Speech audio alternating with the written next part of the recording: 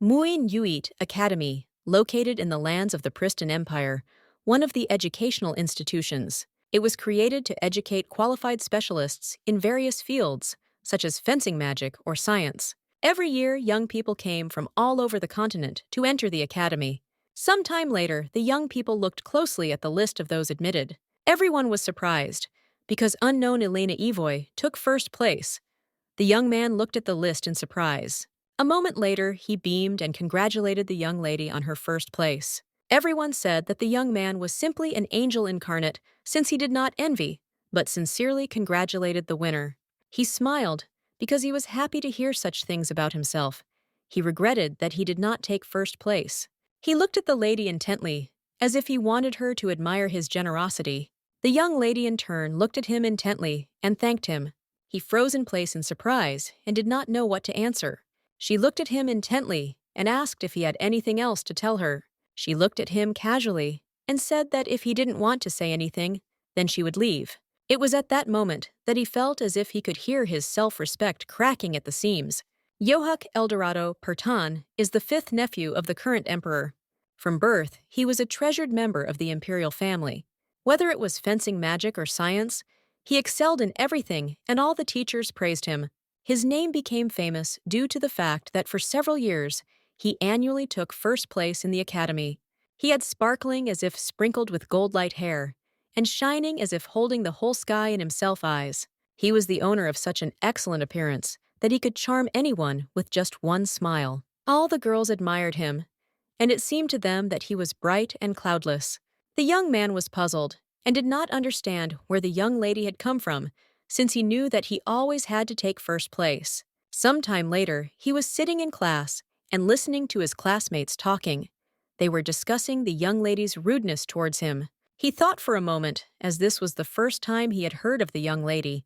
He remembered everyone, but unfortunately, he knew nothing about the young lady's house. A moment later, he threw all his thoughts away, as he saw a young lady next to him. He saw that she was very modest and neat, but he noticed that she had distinctive purple hair. He noticed that she had a face like a piece of ice, making it difficult to determine her emotions. He thought that she was just an ice cube. The young lady asked him with a smile what he was looking at so intently. He smiled and said that the sky was very clear today.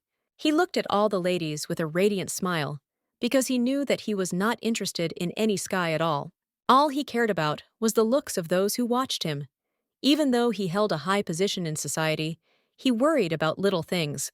While remaining compassionate, gentle, and overall a perfect person, he was one to be watched constantly. The ladies wanted to know if he had decided on a specialty, since they knew that his father was known as the best knight in the empire. They said that Isaac had graduated from the academy and had also joined the ranks of the royal guard. Johann Pfeif shuddered at the mention of the young man. Head of the Duchy of Pertan, first son of Noah Mason Pertan, and the second son Azek Shvidel Pertan. The two incredible brothers who glorified the name of the Duke were his light and shadow. Since Isaac is their second son at home, and they are only 1 year apart, they have always been compared to each other. Always to be the one who stayed behind his brothers, but not to lag so far behind that he did not live up to the reputation of the house. That was his role. He said with a beaming smile that he was considering other directions and had not yet decided. They smiled and said that he also had a talent for magic. A moment later, he heard in the distance someone discussing the Viscountcy Evoy, since no one has ever heard of such a thing before. They whispered and speculated, and Johann P. realized that no one knew where the young lady was from. The lady said that the first head of the Viscounty Evoy, known as Ruth, they had previously heard of the magician Gagata. The lady said that the man avoided people, so he decided to give up the title and became a viscount. They said that it was very difficult to find any information about the lady.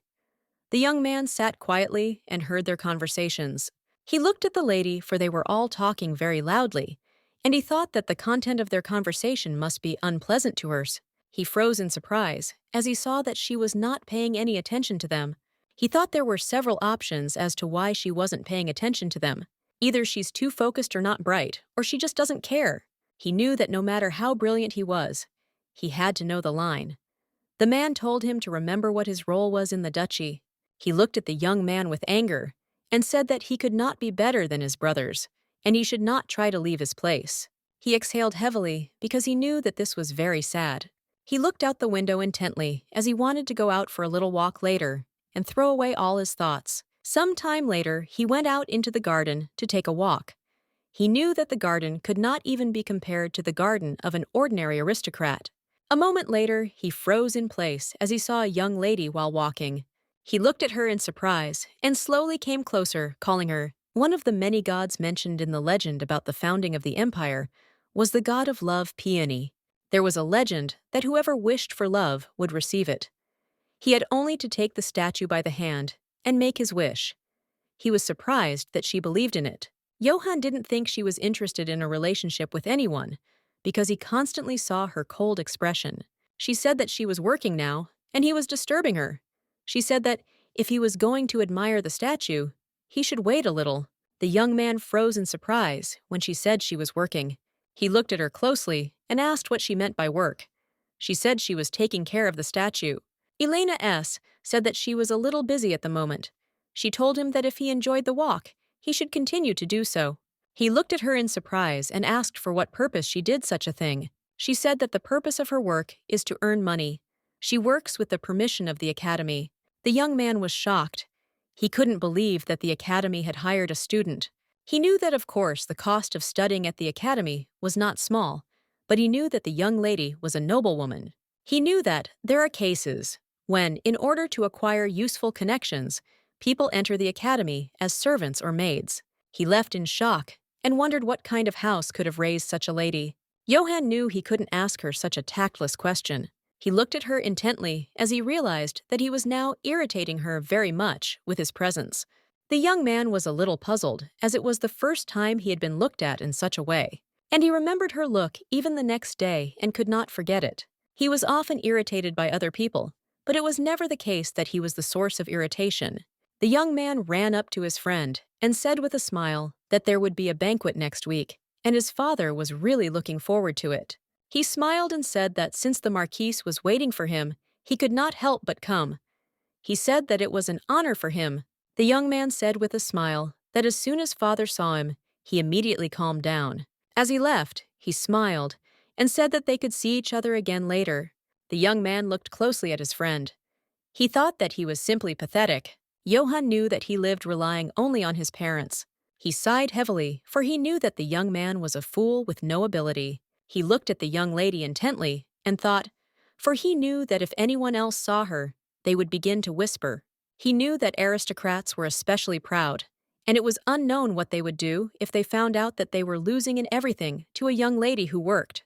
For a moment he froze and wondered why he even cared.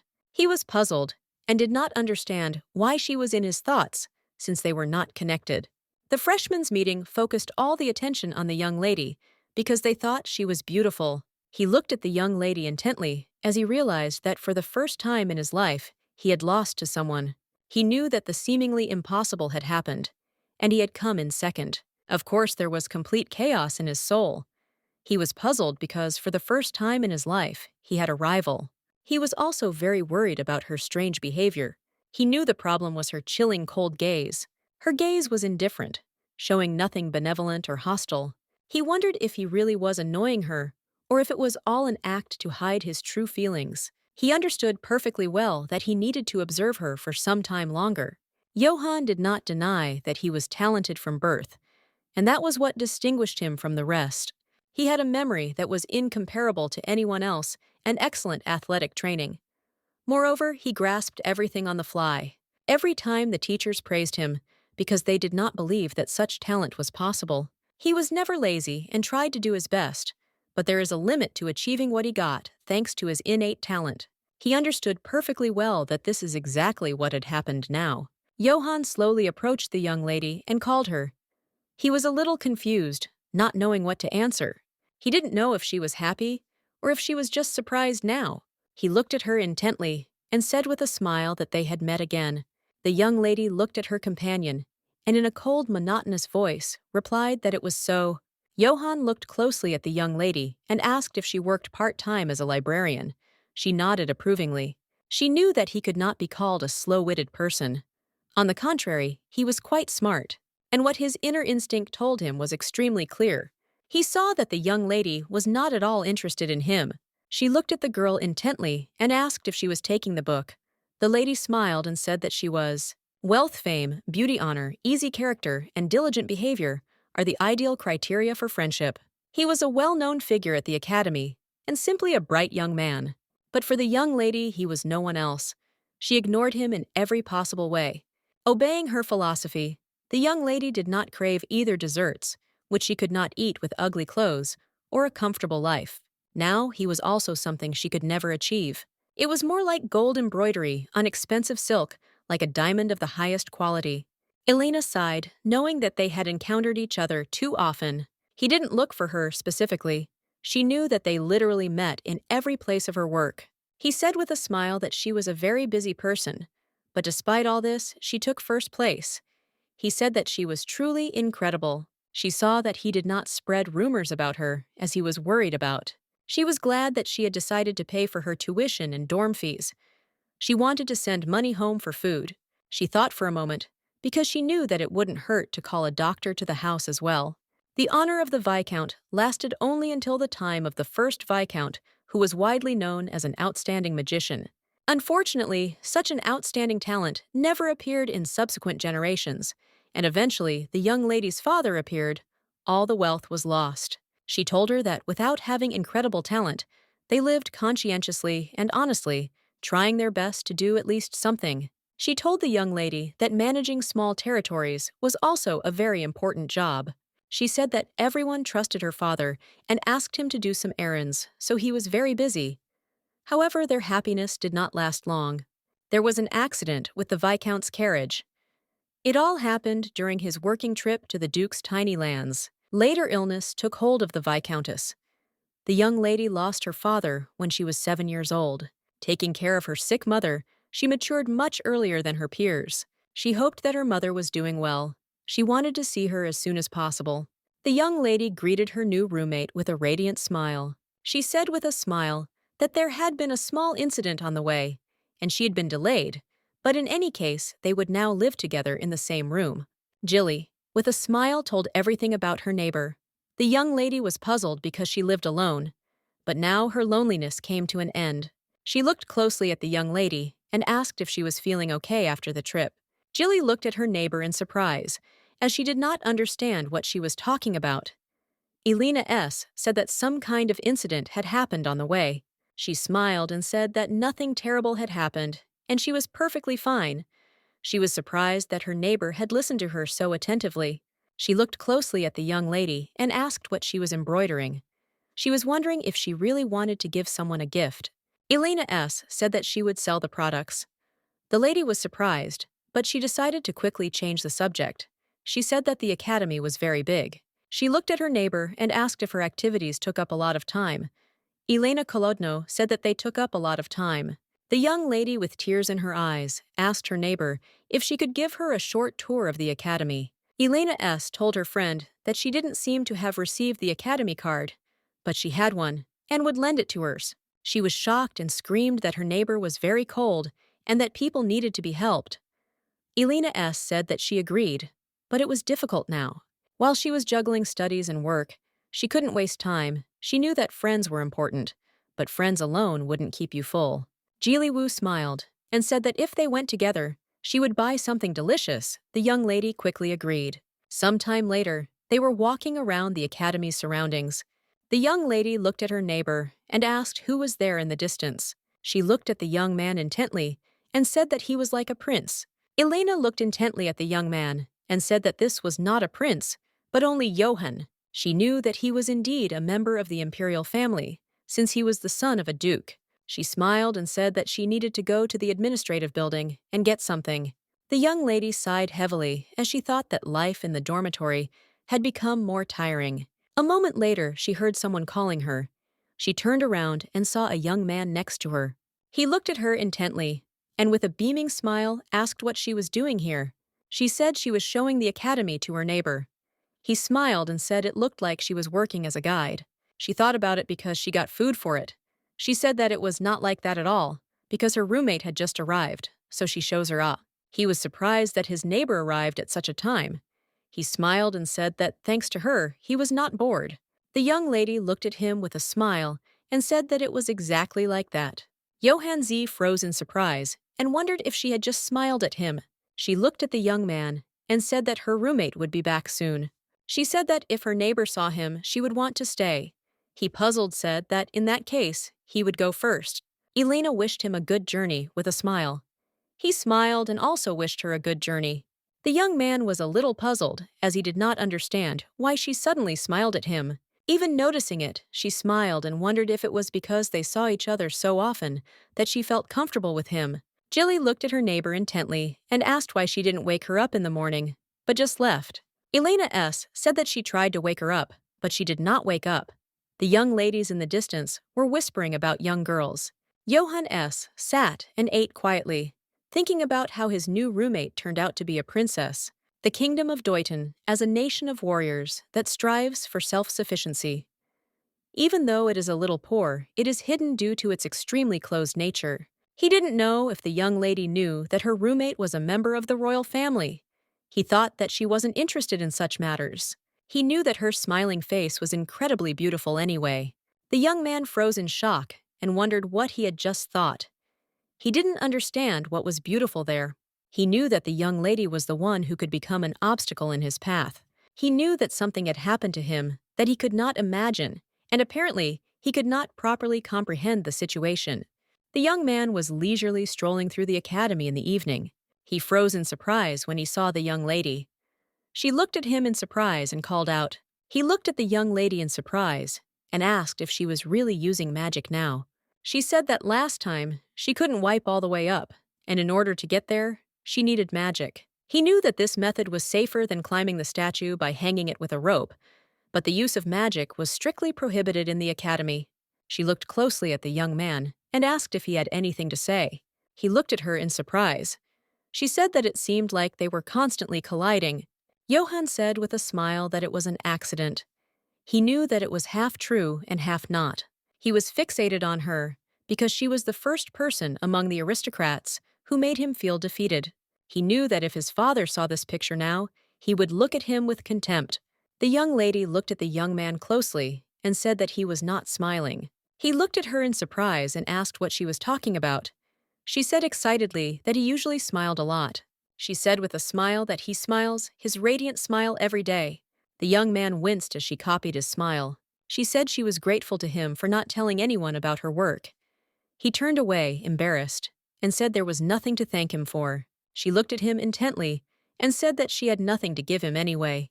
She said that the landscape from above, which can be seen from top to bottom, is very beautiful. Elena said that everything will be fine since she uses magic. He sighed heavily and said that he was not at all afraid of punishment. She asked with a smile if he could bow his head for a moment.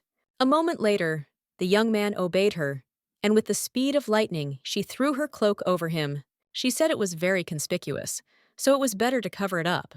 The young lady looked at him with a smile and said that everything was ready. She said it was better to cover everything, including his head. He looked at her closely, wondering if she had always been this small. She said that if they were to rise together using magic, they would need to hold hands. Johann looked at her, as if she was providing him with an escort.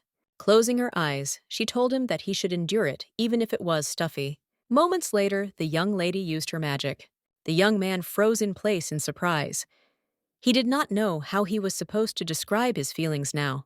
The young lady turned around as she heard someone calling her. She froze in surprise as she saw her friend again. He looked at her intently and said with a smile that she was with a horse today. She said she was told that a groom was needed, and it was unofficial. She works as an assistant and studies. He asked in surprise where she would use horse care.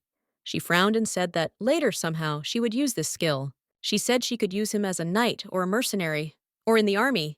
He froze in surprise. The young man looked at her intently and puzzled said that this was simply unbelievable. She thanked him with a smile for such words. He froze in shock, knowing that it was not a compliment at all. He was shocked because he realized that his perfect and gentle picture, which he had held for long hours in front of the young lady, instantly evaporated. He understood that when he was next to her, he didn't know where the conversation would go. The young lady frowned and said that it looked like his horse was approaching. He looked at her in surprise and asked how she knew it was his horse. Elena said with a smile that the horse looked at him differently. He looked at her intently and winced as she smiled at him again with a radiant smile. He was puzzled because he knew he needed to come to his senses quickly. Todd S. said the girl was taking apart the magnificent legend of his endless victories. He looked at his friend closely and said that he almost cried from how sorry he was. Johann told his friend not to lie. He smiled and said that it was noticeable, and he didn't even know about it. Todd smiled and said that the young lady had no trouble holding the weapon, and her position was quite good. Johann smiled and said to his friend that he seemed to be watching carefully. He smiled and said that she made Johann swallow the dust after her, and it was hard not to notice. The young man burst into hysterical laughter. Johann was in shock. He had to calmly assess the situation. He looked at his friend closely and asked with a smile if he was interested in the girl. Johann sighed heavily and said that it was all because it was the first time he had lost to someone. Todd was shocked as his friend meekly admitted it. He smiled and said that he was not the only one interested in the lady, as she was very beautiful. He asked his friend if he remembered the commotion that had arisen when she performed in the stands. He said that she was very popular now. Johann S. said that she seemed very busy. He didn't understand why he suddenly had to worry about such things. He looked at his friend and said that everyone had gone crazy. He watched her for a whole week and saw that she was very diligent. She was conspicuous, but at the same time did not stand out from the group. Even though she said she had received permission, she still used magic openly within the academy's walls. Thanks to this, they flew together. He remembered how they held hands. For a moment, the young man froze in confusion. Todd was taken aback and, looking at his friend, asked what was happening to him. He had never seen his friend so embarrassed before. Johann looked at his friend intently and asked what the problem was, but he didn't answer. Todd looked closely at his friend, for he knew that in the calm flow of Johann's life, an unexpected typhoon had been noticed. The young man looked closely at the young woman and asked if she was also going to listen to the lecture. She said that this was exactly the case. Felisa said with a smile that she changed the lecture and met him at the same time. He smiled and said that it was very good, and that she seemed to be in a good mood. She told her friend that the professor needed a partner for his lectures. He said, surprised that he didn't know about it. She asked him with a smile if he would be her partner. She is the only daughter of a count who owns a huge gold mine. He didn't know if she considered him her friend. If possible, it was better for him to keep his distance from her. So far, he had succeeded. He smiled and said that they were against it. The young lady was very happy. She said that when the time came, she would know who she should choose. He smiled and said that he would be grateful if she did so. Entering the office, he froze at the door as he saw a young lady. He looked at her intently, with a smile on his face, because he knew he should smile. A moment later, the young man looked away from her, and Elena looked at him in bewilderment. He was surprised, because he didn't understand why he suddenly remembered that night. He knew that perhaps he would rather not know the reason for as long as possible. The professor looked closely at everyone present and said that he would now tell them their homework. He said it would be an intellectual game that required a group of 2 people, and they would take turns asking each other questions. If everyone makes a mistake once and the gas is done, the main score will depend on the number of correct answers. He looked at everyone closely and said that the winner would be awarded bonus points. The young man understood that this task was not only a group one, but also a personal one. The more questions they ask each other, the more the main score will rise, so you can't ask difficult questions at the beginning. The young lady called out to her friend with a trembling voice. He smiled and said that everything would be fine. He looked at her closely because he knew it would be hard to expect much from her. He knew he would need to prepare. Okay. The professor looked at everyone closely and said that he would now name the partners who would complete the tasks together. Johann Z froze in surprise when the professor said his name and Elena's. He looked at the young lady with confusion, as he did not expect such a thing. He saw that their names were called, but she didn't care. The young lady was in shock and shouted to her friend that she would like to talk to the professor and switch pairs. He looked at her intently and said with a smile that he was very sorry that they couldn't work together. The professor looked at everyone present and said that the exchange of pairs was impossible. He smiled and told his friend that if she needed help, she could ask for it as much as she wanted. Elena looked at the young man intently and apologized for interfering. She would like to talk to him alone. Felisa looked at the young lady with a puzzled expression and asked if it was obvious that she was talking to Johann now. She said that in that case, she would talk to him later. The young man sighed and said that everything was fine and they could talk now. Felisa was shocked as she did not expect this from her friend. He looked at her intently and asked what she wanted to talk about. Johann knew perfectly well that recently she didn't want to look at him at all, although she shouldn't have even done so. He looked at her intently, wondering why that expression on her face was so familiar to him. Johann had been through this many times before at the academy. He looked at her intently because he understood that she was about to confess to him. Johann looked at her with a joyful smile because he knew that this was exactly it. He knew that people like that sometimes act uninterested in you, ultimately achieving your goal. He thought she had quite a high level of acting because she deceived him. He looked at her intently as he realized that he could refuse the same comments he had been using up until now. He was puzzled and did not know what face he should make now. He did not know what he should say. A moment later, he froze in embarrassment as their gazes met. She looked at him closely and said that it would be good to choose a day and coordinate everything since the professor was going to watch the team work. He froze in place and a moment later looked at her in surprise and asked what she said. She looked at him intently and said that she would like to talk about the group assignment, as it would be good to discuss it. She said that she would be very grateful if he would help her with this. He was filled with confusion as he realized that he had been mistaken. Elena said that she couldn't lose her scholarship, and he had to choose a time that was convenient for him. Elena listed in it the times when she would not be able to meet him. He was surprised since he had not expected anything like this. She looked at him intently and said with a smile that it was a joke because he had a very strange expression on his face. He was surprised how she was always cold, saying only what she needed, but now she was joking. Elena S. said that she should get a scholarship, and now they need to decide on a time. He said that he could come to the library later, since she was working there. She looked at him intently and said that she would be grateful if he would do so. But Elena also said that he should not make noise there and should behave quietly. The young man was shocked as he did not expect to hear something like this from her. She said with a smile that in that case she was leaving and they would see each other later. He looked after her with a smile on his face. Johann watched the young lady as she said goodbye to him, and he thought that the way she waved her hand, she looked beautiful. A moment later, he froze in embarrassment and wondered if he had really gone mad. He sat quietly in the library and wrote in his diary everything about the young lady. He noticed that she smiled often. Previously, he thought that she always had an indifferent expression on her face. He wondered if she was selective about people. He waited for her to finish her work. The young man was puzzled and did not understand why he could not concentrate. He thought that the problem was in the place, because the sun was too bright, and it was impossible for him to concentrate in this environment. Johann decided to move so that he could focus on the main thing. A moment later, he was already sitting in another place. He noticed that the sun was not there, and there was no suitable coolness, and no one was disturbing him. Unable to bear it any longer, he stood up and went to watch the young lady sideways. Johann was in shock and wondered what he was doing now. A moment later, he froze in place as he keeps a book on the necessity of the rival's existence. A moment later, he opened the book and began to study it carefully. As he read the book, he thought about the young lady. He knew that she had only taken his gold, which could be considered a mistake to some extent. He knew he never had any competition, so he relaxed. The young lady quietly approached him and asked what he was doing. The young man shuddered and closed the book with lightning speed. Elena looked at him intently and asked if he was finished with the exercises. Taken aback, he said that he was still not finished.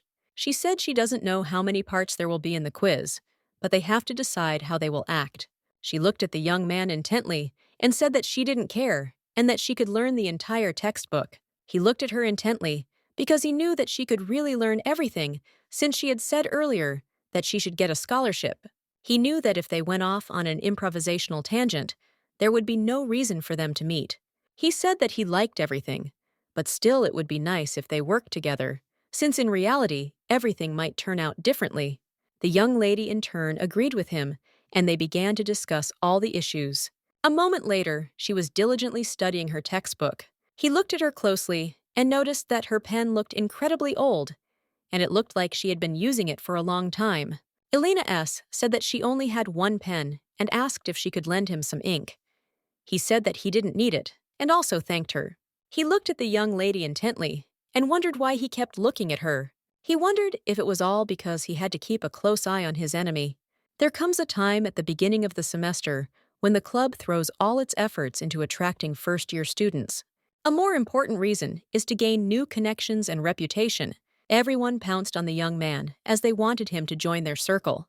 He knew perfectly well that he might not join at all. He thought for a moment about where he might join. He looked intently at the young lady who was sitting quietly on the bench and reading a book as it was very noisy, and she did not even look back. He was surprised because he noticed that no one said a word to her about the introduction. Johann knew perfectly well that it wasn't worth his trouble, but he wondered if he should even say a few words to her. A moment later, he froze in place and looked intently at the young lady as he saw the young man approach her. The lady was surprised that Vincher himself came. She said that he was the president of the Circle for the production of magical materials. The young man frowned for a moment and thought as he had heard about the concrete mug. For some time he looked intently at the young people who were discussing the circle very animatedly. He understood perfectly well that no one was going there, and if they couldn't maintain a certain number of participants, they would have to close. Johann understood perfectly well that the young lady was very busy with work, so she would not have time for the club. He looked at the young man intently because he knew that he was surprised and that he would not be able to convince her. A moment later, he froze, looking at the young people as he noticed that she offered him her hand. He froze in shock and wondered what he had seen. After some time, a fierce race began in which each club tried to get hold of the newcomer. Once Isaac graduates from the academy, Johann will be the only link that will allow him to gain a connection with House Perton. However, the club that the young man's gaze was directed towards was located far from the general chaos. He stood quietly at the door while everyone stared at him. He remembered the young lady and how she didn't seem like the type of person who wanted to spend time on club activities.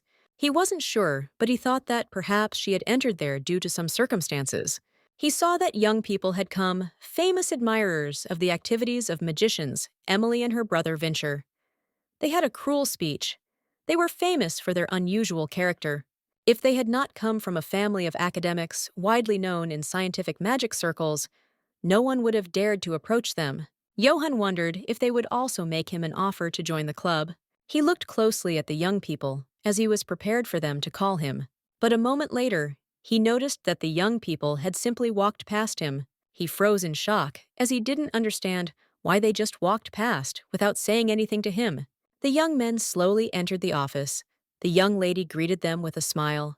She looked closely at the young man and asked if he had been able to find more people. Vincher exhaled heavily and said that there was no one who was interested. Mark looked at his friend and said, "You know, there's basically no one else who's interested in this club." Elena said that if there weren't 6 people in the club, it would close. Vincher S. said that, thanks to her, they only had to find one person. Mark looked at his friend and asked if he wanted to thank him. The young lady looked at him intently and said that she could thank him. Mark looked at the young lady and said that he never expected anyone to fall for Vincher's bait. The young lady knew that this was a chance to learn something that would help her in the future without spending extra money. Rita glanced sideways at the door as she did not understand why it was so noisy outside. The young man exhaled heavily and said that it was all because of Johann. The young lady was delighted and said that she needed to go and look at him. Winter said that it looked like the young man was now outside the door. He understood perfectly well that the young man was not even interested in their club. He did not want to waste his time on him. Rita looked at him intently and said that he should have asked him because if he joined them, they would get money.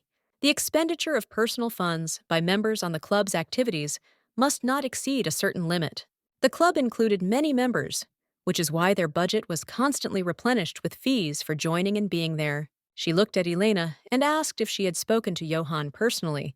She said that he congratulated her once, and she thanked him. Rita asked in surprise, was that all? Mark looked closely at the young lady. He noticed that she had the Dot Miller energy from their conversation. She said that they should work as a couple. Now Rita smiled and congratulated him, and also said that she could ask if he wanted to join their club. The young lady said that she would definitely ask, and she also said that she had already submitted an application to join. The young lady wished the professor would come more often, as she had a lot to learn from him. A moment later, she froze in place as she saw her friend in the distance. She slowly walked up to him and greeted him. He looked at her in surprise as he did not expect to see her. She thought about it because she wanted to quickly ask him and get a refusal to join while no one was around. Elena looked at him intently and asked if he wanted to join the magic materials making club. The young man froze in surprise as he did not expect to hear something like that. She looked at him intently as she expected him to refuse. She knew that, for her, this option was very good, but for him, it was not. Elena said she seemed to understand his answer. She didn't have time to finish, and he said he would like to join us. She looked at him in surprise, as she had not expected this at all. He looked at her intently and said that he would like to join the club she was now talking about. Johann, he said he would come there tomorrow. The lady said it was all good, but she didn't understand why he agreed. She looked at him intently and said that he could join any other club much better than them. The young man hesitated, not knowing what to answer to her question. A moment later, he said that it was because he would be able to see the professor often. He realized that he couldn't say that. He wondered if there really were people who wanted to see the professor often. She smiled and asked if he also wanted to go there for the same reason. He was surprised because he didn't expect to hear something like that from her. She said that she should try harder. Being around him would be hard to protect her place. She smiled and said goodbye to him. Johann Z stood frozen in place and wondered whether he had been lucky or not. Mark! It was hard to put in. He didn't know what he was doing in the library at the very beginning of the semester. He knew that he had to fulfill the request of a man who hated to be indebted. Of course, he had to fulfill it to the best of his ability. He told his friend that before meeting the professor in charge of their club, it would be better to learn at least something. He slowly took off his glasses and sighed heavily because he knew he had no choice.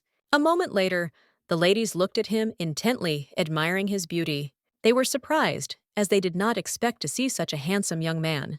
They wondered if there were such people in their academy.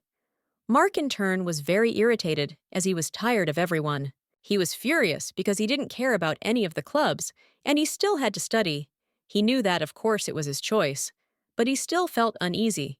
He was furious and irritated by everything. The young lady slowly walked up to him and looked at him intently. He started and turned around to see a young lady. She looked at him intently and greeted him coldly. He looked at her intently, as if he knew that she was a very strange fish that had fallen for the wily Wincher's hook. He knew that she had beaten the most popular young man to first place and had become the most talked-about topic in the academy for a while. He asked in surprise if she had worked in the library before, since this was the first time he had seen her. She sighed heavily and said that this was the first time she had been assigned to work in this section. He looked at the young lady in surprise, as he did not expect to hear such a thing. A moment later, silence reigned between them. He looked at her intently because he knew that she was a perfect match for his friend. If the subject of conversation was not interesting to her, then you would expect forgiveness from her. He was puzzled because he realized that he was in the same club with two Dot Millers, so there was another person there very similar to the Dot Millers. Mark knew that he was in a company in which the concept of fun was clearly superfluous. He looked at her closely and asked how everything went with her friend, as Rita had a rather anticipatory look. She looked at him intently and said that Johann S. said that he wanted to join their club. He looked at her in surprise, as he did not expect the young man to agree. He said that it was very unexpected. She smiled and said that it was so. Mark looked at the young lady closely and said that he had received a genealogical book last year. He asked if she needed it by any chance. The young lady looked at him with a smile and said that she really needed it. He froze in surprise as he saw her radiant smile for the first time. He asked if this was really, so Mark said that in that case he would give her the book. The young lady thanked him with a smile. He looked at her intently, as she had recently spoken rather dryly, answering his questions clearly, as if she were reading a report. He looked away from her with a smile and thought that she was a very funny girl. He asked if she would go to the clubroom later. She smiled and said she would. He said they could go together. Johann sat quietly in the magic material, making clubroom, and waited for the O-Steel team members. The young lady looked at him intently and said in a Suez voice that it was very unexpected that he had actually agreed to join their club. Rita looked closely at her friend and asked if he didn't think it was blindingly bright in this room today. He sighed heavily and, looking away, said that he didn't know about the room, but looking at her joy, one could go blind. Vincher looked coldly at Johann and said that he could not think that a man like him would agree to join them. He said that it seemed like this decision was difficult for him. Johann, with a smile, said that this was not at all the case, since he had long been interested in the area of their club. Wincher sighed and said that if that was the case, they were very lucky as they were on the verge of closing. Rita looked at the young man in surprise and asked how he closed. She said that soon people would be besieging their club, burning with desire to join them. He sighed heavily and, looking at the young man, said that they would not be able to accept everyone, and they would only accept those who would fit their team atmosphere. Johann understood perfectly well that since he had joined the club, he needed to maintain good relations with everyone. He froze for a moment and wondered when the young lady would arrive, as he knew that the library shift should have ended by now. Mark looked at the young lady closely and asked when it would be best to give her the genealogical book. Elena said, with a smile, that she would accept it at any time, with great gratitude, but the sooner the better. Rita looked at the young people with a smile, as she did not expect them to come together. Johann looked intently at the young people, who were engaged in a casual conversation. He was shocked and did not understand why they came together. He looked closely at the young man because he was very important. He could not even think that he would meet him in a small closed club. Mark Fils Rivian, the second son of a marquis, who held the position of Lord Chancellor of the Empire. Johann knew that in a normal situation, they would no doubt be able to get along without much trouble, and perhaps even become good friends. But the problem was that their families had a rather strained relationship. Since his father was a Duke Commander-in-Chief of the Imperial Knightly Order, he, like the Marquis, was one of those who had the right to make decisions of state significance, and almost always their opinions differed from each other. In addition, his father was a member of the imperial family with the right to inherit the throne, and he also had great power, even more than the Marquis. And without a doubt, he could get a post higher than his rival. And as a result, they extremely disliked each other. Mark looked at the young man intently and said that he was an Arab acquaintance, even though they had never met. Johann smiled and said that they had never had a good chance to meet. Mark said with a smile that they could leave their father's business outside the academy, since such things did not interest him at all. Johann looked at the young man with fury, as he implied that it was someone else's concern. He smiled and said that he was very glad that he thought so. He looked closely at the young lady, as he did not understand at all why she had returned with Mark. She constantly made him worry about her. The young lady looked at him intently and quietly said that he had come after all. Johann, looking at her embarrassedly and quietly, said that he had told her that he would definitely come. He looked closely at the young people and wondered how they met. He knew that it had been less than a day since she joined the club, and there were no other points of contact between them. He wondered if such bespectacled men were really her type. He looked closely at the young man, for he knew that if he were to judge by appearance alone, he was not a man he should fear. There were rumors that the Marquis's eldest son was quite handsome, but he had heard nothing about the second son. For a moment he thought, as he knew that without a doubt he was an improvement on Mark. But a moment later he froze in place and wondered what he should do next. He was shocked and told himself that it was very strange that he was thinking about something like that. He looked closely at the young lady because he understood that it was she who was the reason for such thoughts. He knew that, unfortunately, she was completely indifferent to him. He was in shock and just going crazy. He just couldn't believe what was happening. Johann sighed heavily as he sat next to his friend, Todd, looked at his friend worriedly, and asked what happened. Todd looked at his friend with a puzzled expression and asked why he was sitting there with a serious expression on his face. The young man said that nothing like that had happened, and that he was not serious at all. He looked at his friend intently and said that he did not believe it, as he could see that something had happened. Todd smiled and said that he could share with his good friend, and he would listen to him carefully. He looked away from his friend, embarrassed, and after a moment's thought, said that one man had asked him something. He said that he has been feeling strange and worried lately because he can't find a reason for it. Todd instantly became serious, and looking at his friend asked, "What was the matter?" He asked if there were any health problems. Johann sighed heavily and said that it seemed there were problems. The young man was puzzled because his friend did not answer specifically. He looked at him intently and asked what symptoms he was talking about. He said that his thoughts constantly revolve around one person, and when he sees him, he is able to tear his eyes away from me. Besides, as soon as their eyes meet, his heart immediately stops. He froze in embarrassment. He didn't know what to do in such a situation. The young man was shocked. He knew that this was very good because finally spring had come to his heart.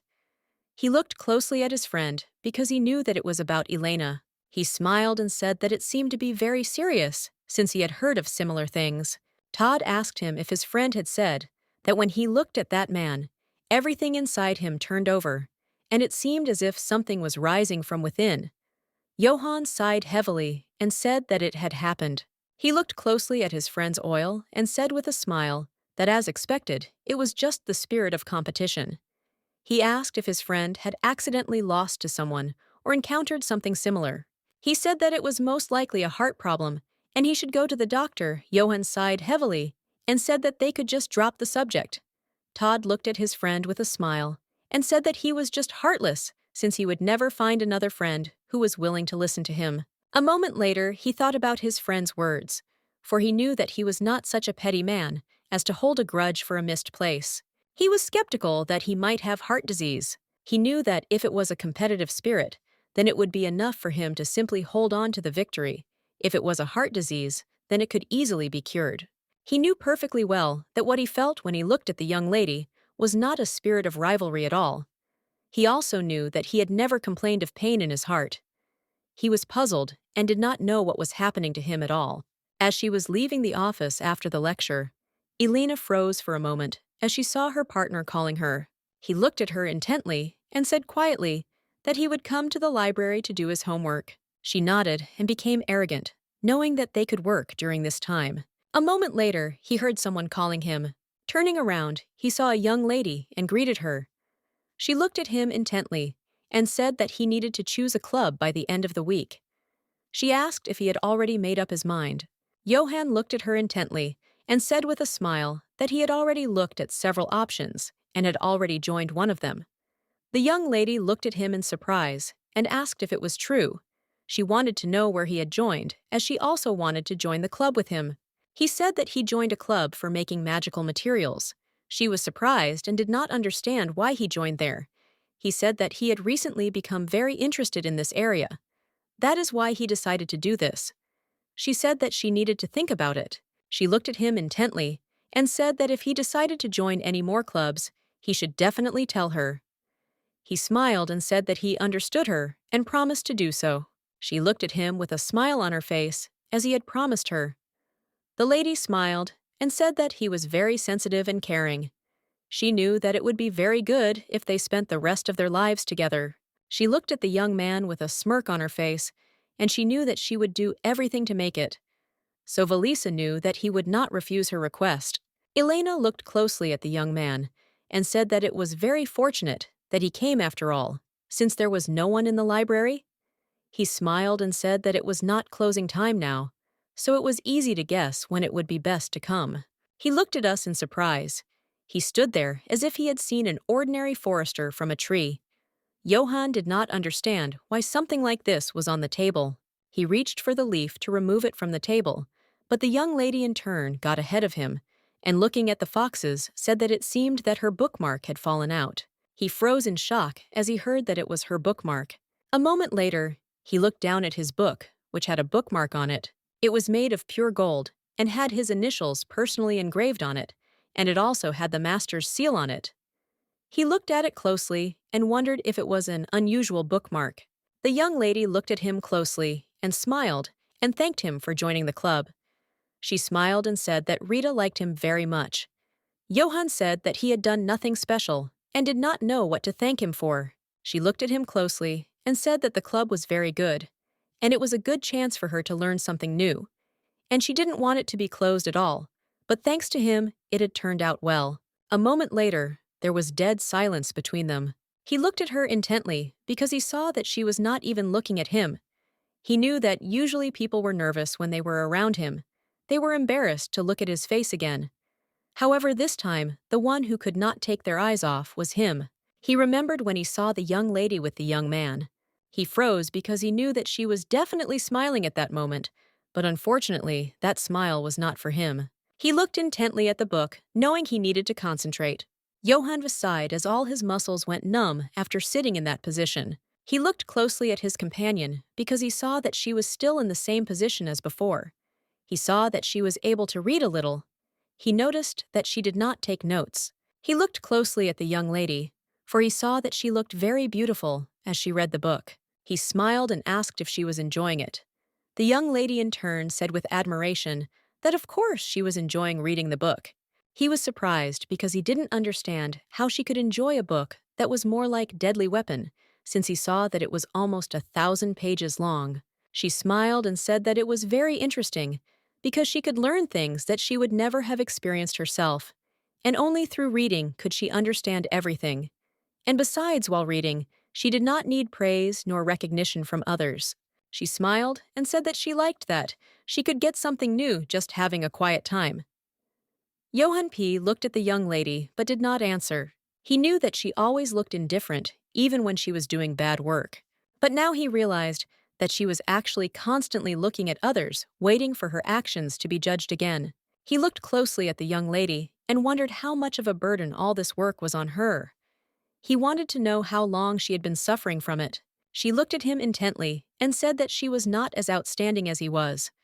She was surprised and did not understand how he could remember all this after reading it only once. She smiled and said that his eyes never once returned to the place where they had already been. She smiled and said that it didn't matter to her, but it was still very surprising. Elena breathed a sigh of relief and said that she was very glad that she was able to get into the academy. He froze in shock as he understood perfectly well that he and many people around him considered studying to be something boring. He knew that for him, studying and reading were something he had to do, having no other choice. He never thought that, for someone else, these things could be something comparable only to the road to freedom and liberation. Until recently, he thought that not only did she not look like an aristocrat, but she was also odd. Johann was momentarily lost in his thoughts, as he felt ashamed of them. As the weekend began, the students began to hurriedly leave the academy, returning to their homes. The young lady slowly gave the man the fare only 10 tants. He looked at her sideways and said that she should sit in the back. The young lady in turn, with a smile, entered the house and told her mother that she had returned. Madame smiled and greeted her daughter. She hugged her daughter with a smile. Elena P. looked at her mother and said that she asked her not to overexert herself. Madame smiled and said that she could not sit still when her daughter was home again. She looked at her daughter closely and asked with a smile if she was hungry. She said she had some pie. The young lady looked at her mother with alarm and said that everything was all right, but the madame had already run off in a hurry to treat her daughter. Elena looked askance at the table and saw there the lace that I made for her mother. She thought for a moment, as she knew that due to her illness, it was painful for her to make. The lace madame asked her daughter if she could take the lace to the shop a little later, as she could not make much, but even this would be enough to sell. The young lady looked at her mother intently and was alarmed and said that she could not continue to put such a strain on her hands. Madame smiled and asked her daughter what she was talking about. She said that she had nothing better to do anyway and was doing it just for fun. Elena was very angry. She told her mother that if it weren't for her, she wouldn't have even been able to get into the academy. Madame smiled and told her daughter that it was entirely her merit and she had nothing to do with it. Elena sighed heavily and told her mother that she was the one who suggested that she go there, and she was the one who applied SO, just suggesting that she try her luck at the entrance exams. She told her mother that it was all thanks to her. The lady looked at her daughter with a smile and said that she already spoke very well. The young lady looked at her mother with an admiring and joyful smile, but did not answer. Some time later, the young lady came into the shop. Madame looked at the lady and said that it seemed that the Viscountess had decided to do some needlework again. Elena was surprised that Madame could immediately identify whose product it was. Madame said that she could not work without knowing whose product it was. Madame looked closely at the young league and said that it could rest a little while she went to get payment. Eileen thought for a moment, because she knew that the money was very little. She knew that her mother was almost out of medicine, and calling a doctor to the house would also cost a lot. She was puzzled, because she knew that even though she was doing nothing but studying and working, it was not making any more money. She felt like she was pouring water into a bottomless vat. The young lady looked at Elena in surprise, as she did not expect to see her at all. The lady looked at her closely and wondered if she had come to buy an outfit. She looked at her closely, as she did not understand how she could walk around in such clothes. Even though she was a noblewoman who almost never appeared in high society, she thought that this was simply disrespectful to all aristocrats. Although she had to note that the young lady's posture was worthy of praise, Valisa looked at her intently, as she was very puzzled by the fact that she spent a lot of time with Johann. She did not like it at all. The young lady slowly entered the room, where everyone from the circle was gathered. She entered and suddenly froze at the entrance, taken aback. She looked intently at the young man. Mark sat quietly, lost in his thoughts, not noticing anything. The young lady looked at the young man intently.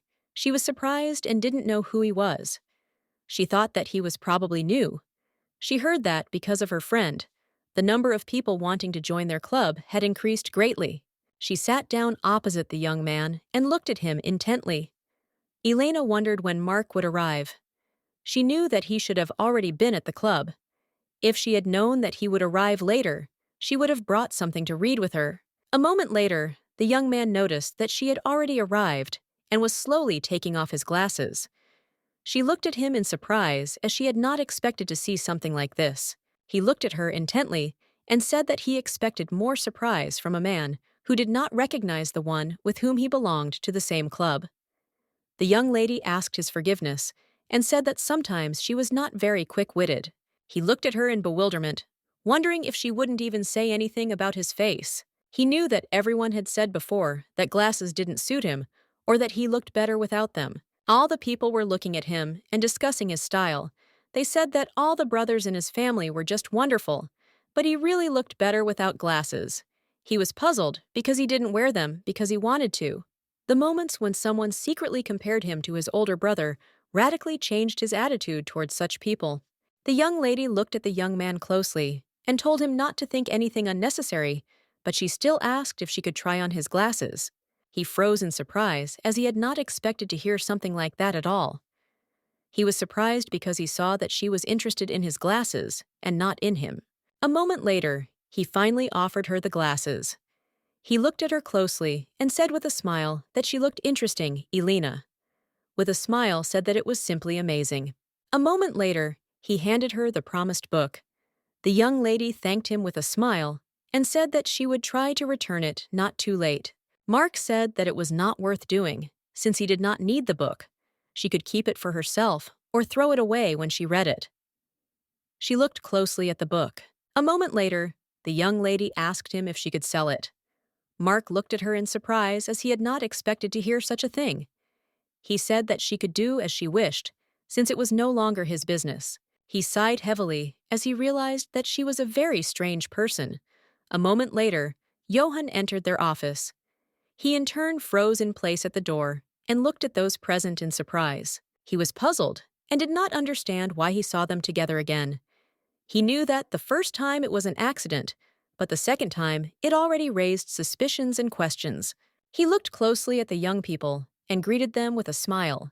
Mark, in turn, looked coldly at the young man and asked what was the matter. Johann heard him asking why he had come here, as he had no business. He smiled and said that he had dropped in because he wanted to check something with Vincher. He said with a smile that it seemed he had come at the wrong time. Mark said that the young man had a meeting with a professor today, so he would be a little late. Johann sighed heavily and said that he understood everything. Mark looked at the young man and said that he could wait for him. He said that they had already resolved all their issues and could vacate the room. Johann smiled and said that there was no need for that, and he could come later. He was a little puzzled by the young man's words. Johann looked at the young lady closely and asked her with a smile if she was free now. She said she needed to go out for lunch and asked if he needed her urgently. He smiled and said he wanted to discuss something about his homework, and said they could go out for lunch together. The young lady agreed with him. Johann looked at Mark intently and said with a smile that in that case they would go already. Mark looked at the young man in surprise and bewilderment as he looked at him briefly with a grin. He did not understand why he grinned, as he felt some kind of irritation and a bad feeling. As he walked down the hallway, Johann stared at the young lady. He noticed that her purple hair was very beautiful, and it was also very sparse, and the color suited her very well. He thought for a moment, as he knew that her eyes were the same shade. He looked at her closely and said that he had the feeling that she and Mark had known each other before. The young lady turned around in bewilderment and looked at him intently. He looked intently into her eyes, for he saw that they were the color of the evening sky, which were framed by a misty haze. He saw that it was a very mysterious color, which resembled a pond at dawn. He remembered his friend saying that the young lady was very beautiful. He knew his friend said it to make fun of him, but he wanted to point out that she was indeed beautiful. Johann looked at her intently and asked if that wasn't the case. He said that he often sees them together. Elena looked at him in surprise and said that that wasn't the case since she met him after joining the club. He said that he would give her a genealogy book for history class, so they met today. She smiled and said that she didn't know many people here, so she thought why not chat with him. She said that it was nice since she got the book for free. Johann looked closely at the young lady and agreed with her, for he knew that she could not have obtained the genealogical book anywhere since she had no acquaintances or friends at the academy. But he knew that instead of the young man, he could lend her the book. He thought he could ask his brother for a favor once, but a moment later he was taken aback and wondered why he was even thinking about such a thing. He knew that she had stolen his place. He didn't want to admit it, but for him she was a rival who had won their confrontation. He was furious because he didn't know what kind of person in their right mind would help his rival. The young lady looked at him in surprise and asked with a smile if he was coming. He looked closely at the young lady, for he knew that for Togo to speak of her as a rival, he had to take into account that their starting lines were too different from each other.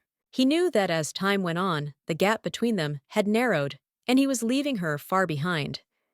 He knew that those who were concerned not only about their studies, but also about their situation outside the gates of the academy, could make useful contacts in the future. Johann looked at the young lady closely and called her. He smiled and said that she could tell him if she needed anything like a genealogical book.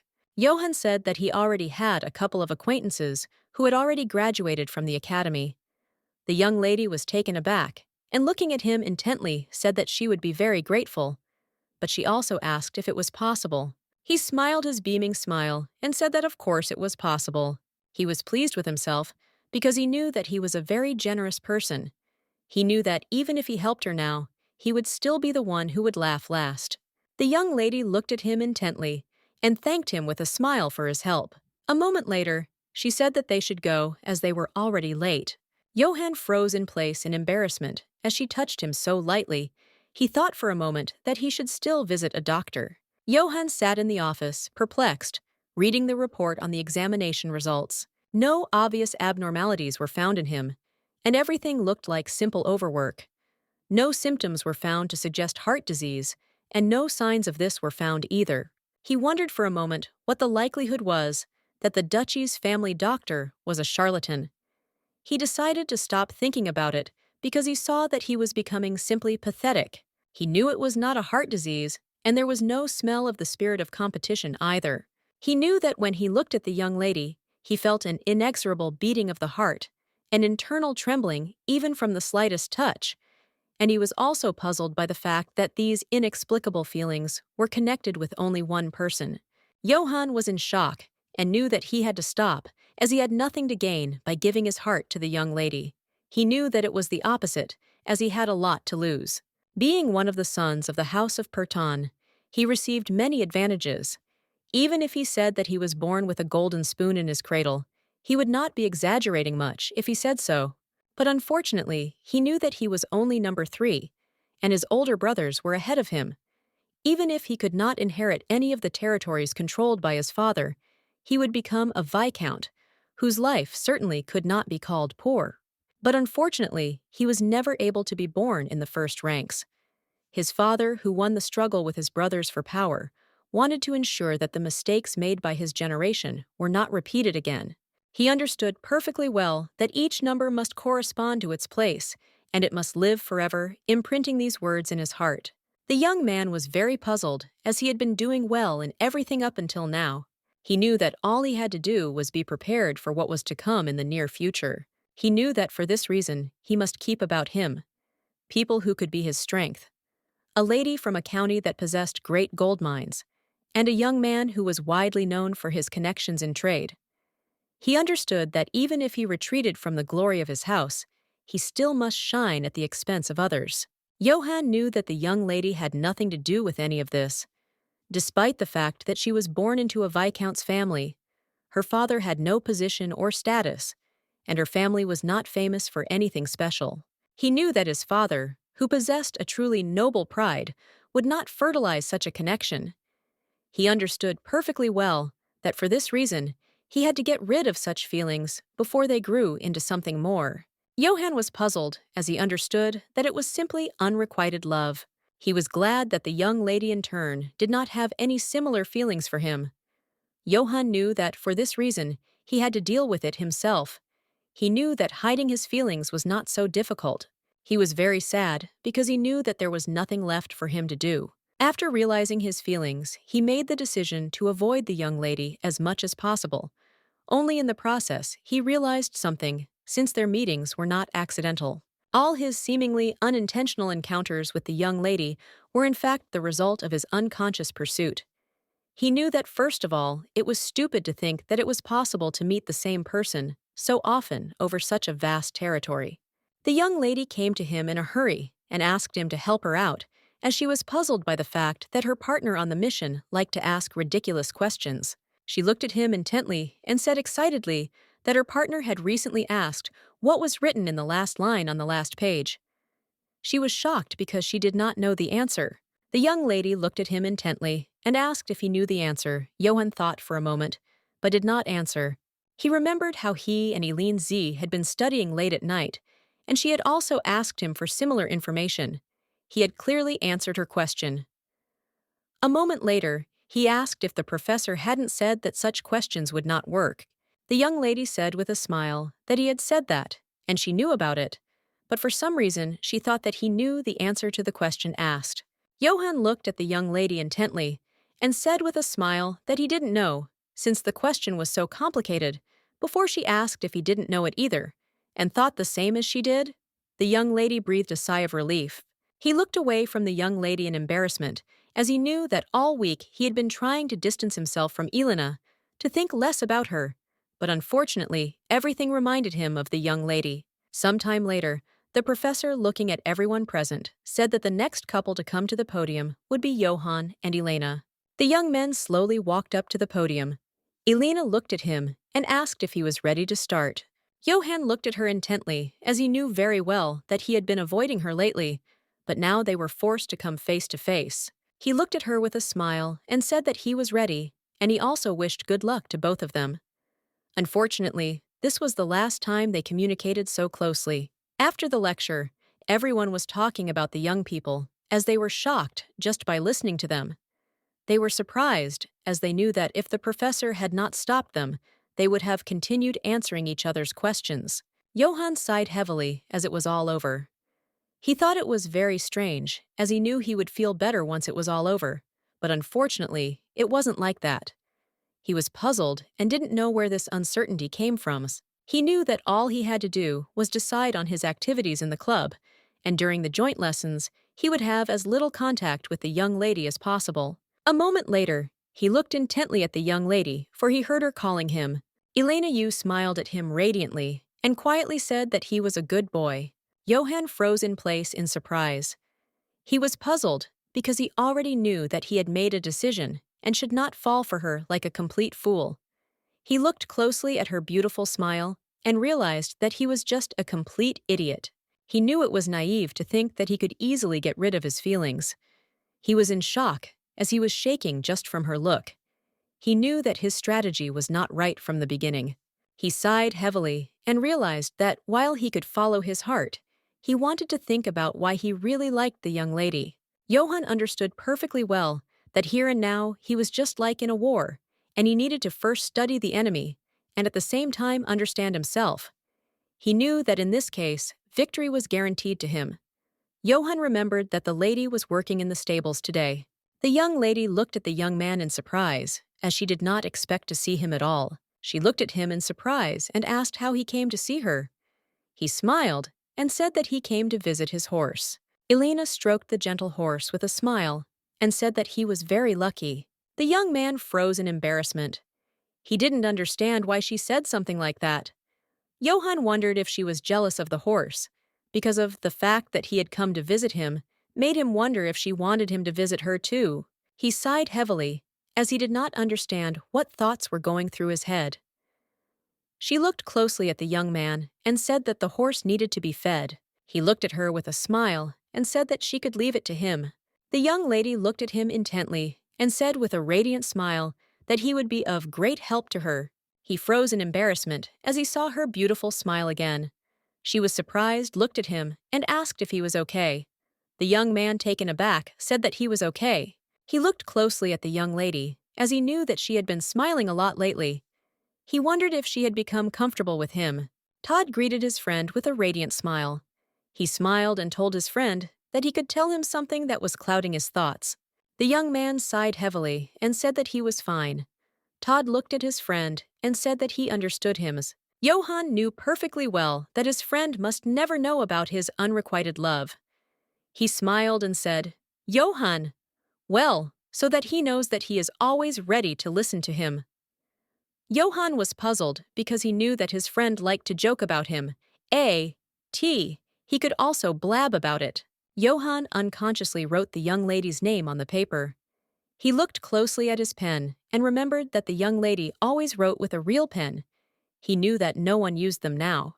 He was in shock as he wondered why he cared. He sighed heavily as he knew that his thoughts now were not surprising considering his love fever. He knew that things were getting much worse than he thought. He slowly wrote down all the qualities of the young lady and wondered why he liked her. He thought that she was not his ideal type. He wondered what kind of ideal he wanted to see next to him.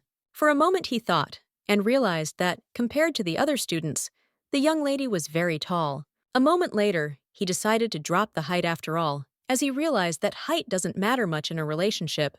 He hadn't thought about it before, but now he realized that he was attracted to girls with an innocent expression and pale skin.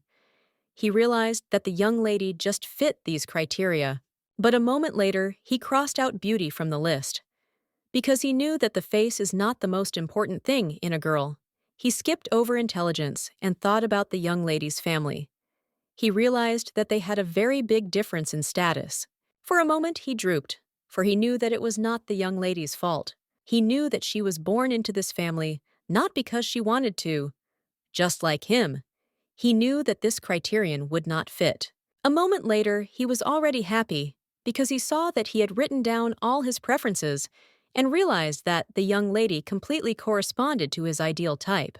He froze in confusion. Johann was puzzled and did not know how he should act in this situation. The professor was giving them a new lecture, while Johann was flying in his thoughts. He wanted to study the reason for his love. He knew perfectly well that by finding out why he started to like her, he would understand how he could deal with it. He looked at the young lady intently, for he knew that no matter how he looked at her, she was beautiful, and he could not argue with that. He frowned and looked at her as if something was wrong here. Johann understood perfectly well that no matter how you look at it, he himself was very good in everything in appearance, especially without which he was sure that his future in the Empire was secured. He understood perfectly well that there were many beautiful girls around, and he could not fall in love with her just because of her pretty face. A moment later, the young lady turned around and looked intently at Johann, who in turn flinched as he did not expect her to look at him. She quietly asked if he wanted something from her. Johann stood there, embarrassed. But a moment later, he quietly told her that he didn't want anything. The young lady in turn looked at him with a soft smile. He was confused by such a change. He was shocked because he understood that now, when their eyes met, she began to smile at him first. He thought about it and wondered why he started to like her. He wondered if it was all because she was extravagant. He understood that she was indeed different from others in many ways, but that was not enough to make him fall in love with her. He wondered if it was because she wasn't interested in him. The young man then quickly walked up to his friend and asked him with a smile why he was sighing so heavily. He patted him on the back with a smile and asked what was wrong. He looked at his friend closely and said with a beaming smile that they could think about it together as he was very worried about him. Johann looked at his friend closely because he knew very well that if he was really worried about him, he might have shared his feelings with him. But he saw that his friend was clearly interested in this matter because he wanted to make fun of him. Todd was taken aback and looking at Johann asked where he was going to go. Todd said that he was very curious why he was so excited. Johann said that he would like to take a little walk. Sometime later, the young man approached the statue. He looked at it intently. He knew that Fiona was a goddess who believed in love and affection as the highest values. It was said that she could bring love to life for anyone who took her hand and asked for it. He slowly walked up to the statue and extended his hand. Johann had always considered it a simple legend. He didn't understand why it came to mind now. He looked closely at the statue of the goddess and wondered what love was. He was puzzled because he knew that love had put him through a lot of hardships. Johann looked into the distance with a smile because he knew that she would not answer him. Unfortunately, he did not know what love was. But for now, he understood one thing, that love drives a person crazy. He froze in place and broke into a smile, as he thought it was very surprising, since it was only the sounds of footsteps, but he could already determine that a young lady was approaching him. Elena slowly approached the young man and called him. She was surprised to see him at such a late hour. She looked at him in surprise and said that she did not expect to see him here. The young lady asked if he had really gone out for a walk. Johann looked at the young lady with a smile on his face. He knew he was just a fool. She looked at him closely and said that he looked worried. He looked at the young lady with sadness because he knew that he was just a fool who did not know why he fell in love with her. He could not cope with his own feelings, and he could not even understand himself. The young lady looked at him intently and said with a smile that she had already finished her work, so she had to leave. He didn't say anything to her, but only stared after her. Johann sighed heavily, as he knew that, most likely, the goddess of love was looking down at him and laughing. He assumed that she just thought he was a pathetic fool who just stood there and stared at her. A moment later, he looked at the young lady in surprise. Johann was a little puzzled as she was already leaving him, but suddenly returned. Elena looked at him intently and asked if he wanted to look at the night sky. He froze in surprise and asked why she had returned to him. The young lady thought for a moment, but a few minutes later, she said that she seemed to like to interfere in other people's affairs. He hesitated, and a moment later, said that she was not interested in others. She looked at him with a smile and asked if he had noticed. She said it was very annoying. Johann looked at the young lady intently. He wondered who said that she was cold. He was surprised and puzzled at the same time as he saw that she had a very warm smile. She smiled and said that, in any case, he could consider her a friend. Johann looked at her in surprise, as he did not expect to hear something like that. The young lady said that if he didn't want to, she wouldn't insist. He looked at her with a soft smile, as he knew that he was very happy about it, but still was against it. He knew that becoming one of her few friends was very inspiring. But at the same time, he did not want to fall under the definition of a simple friend. He looked at the young lady, it seemed. Now he understood why he liked her so much. He knew that she had shown him how unpredictable fate was, and how unexpectedly love could burst into ordinary everyday life. She looked at him intently and asked him with a smile what he had decided. Johann smiled and said that he agreed. A moment later, the young lady used her magic. So far, he had been following a planned but undesirable path. He looked at the young lady with a soft smile, as he knew that from now on it would be up to him to decide what he needed to do. He knew that even if the goddess was not on his side, he would continue on the path to the future he chose for himself. He was a little confused because he admitted his unrequited love, but unfortunately, nothing changed in his life. Johann was a little worried and confused. He didn't know if he could maintain a friendly relationship with her when he had such feelings for her. He knew that being friends was not an option, but he didn't want to suffer from unrequited love either. His attempt to throw off love was interrupted. He was puzzled as he had only one thing left to do. He knew that he had to make the young lady fall in love with him. Johann stood in the audience, looking very handsome, and everyone was looking at him intently, as he was simply more radiant than the sun. He looked intently at the door, for he knew that the young lady would soon come into the auditorium. Meanwhile, all the ladies looked at him intently with admiration. He thought for a moment, because he knew she had never caught him at his best. He wondered how stupid he looked. He knew that everything could be easily fixed, since he had prepared more thoroughly than usual this morning. A few minutes later, he saw a young lady come into the classroom. He looked at her with a radiant smile and greeted her. The young lady looked at him in surprise, but still greeted him with a smile in return. Everyone present looked at his beautiful smile intently and with admiration. Elena, in turn, slowly went to her place. Johann was surprised since they did not even exchange words. He didn't understand how she could be so unperturbed when his heart was beating so hard. It was beating out of his chest. The next day, he was standing in the corridor as he was waiting for the young lady. He knew that she came to the academy at dawn, and this was the best time to meet alone.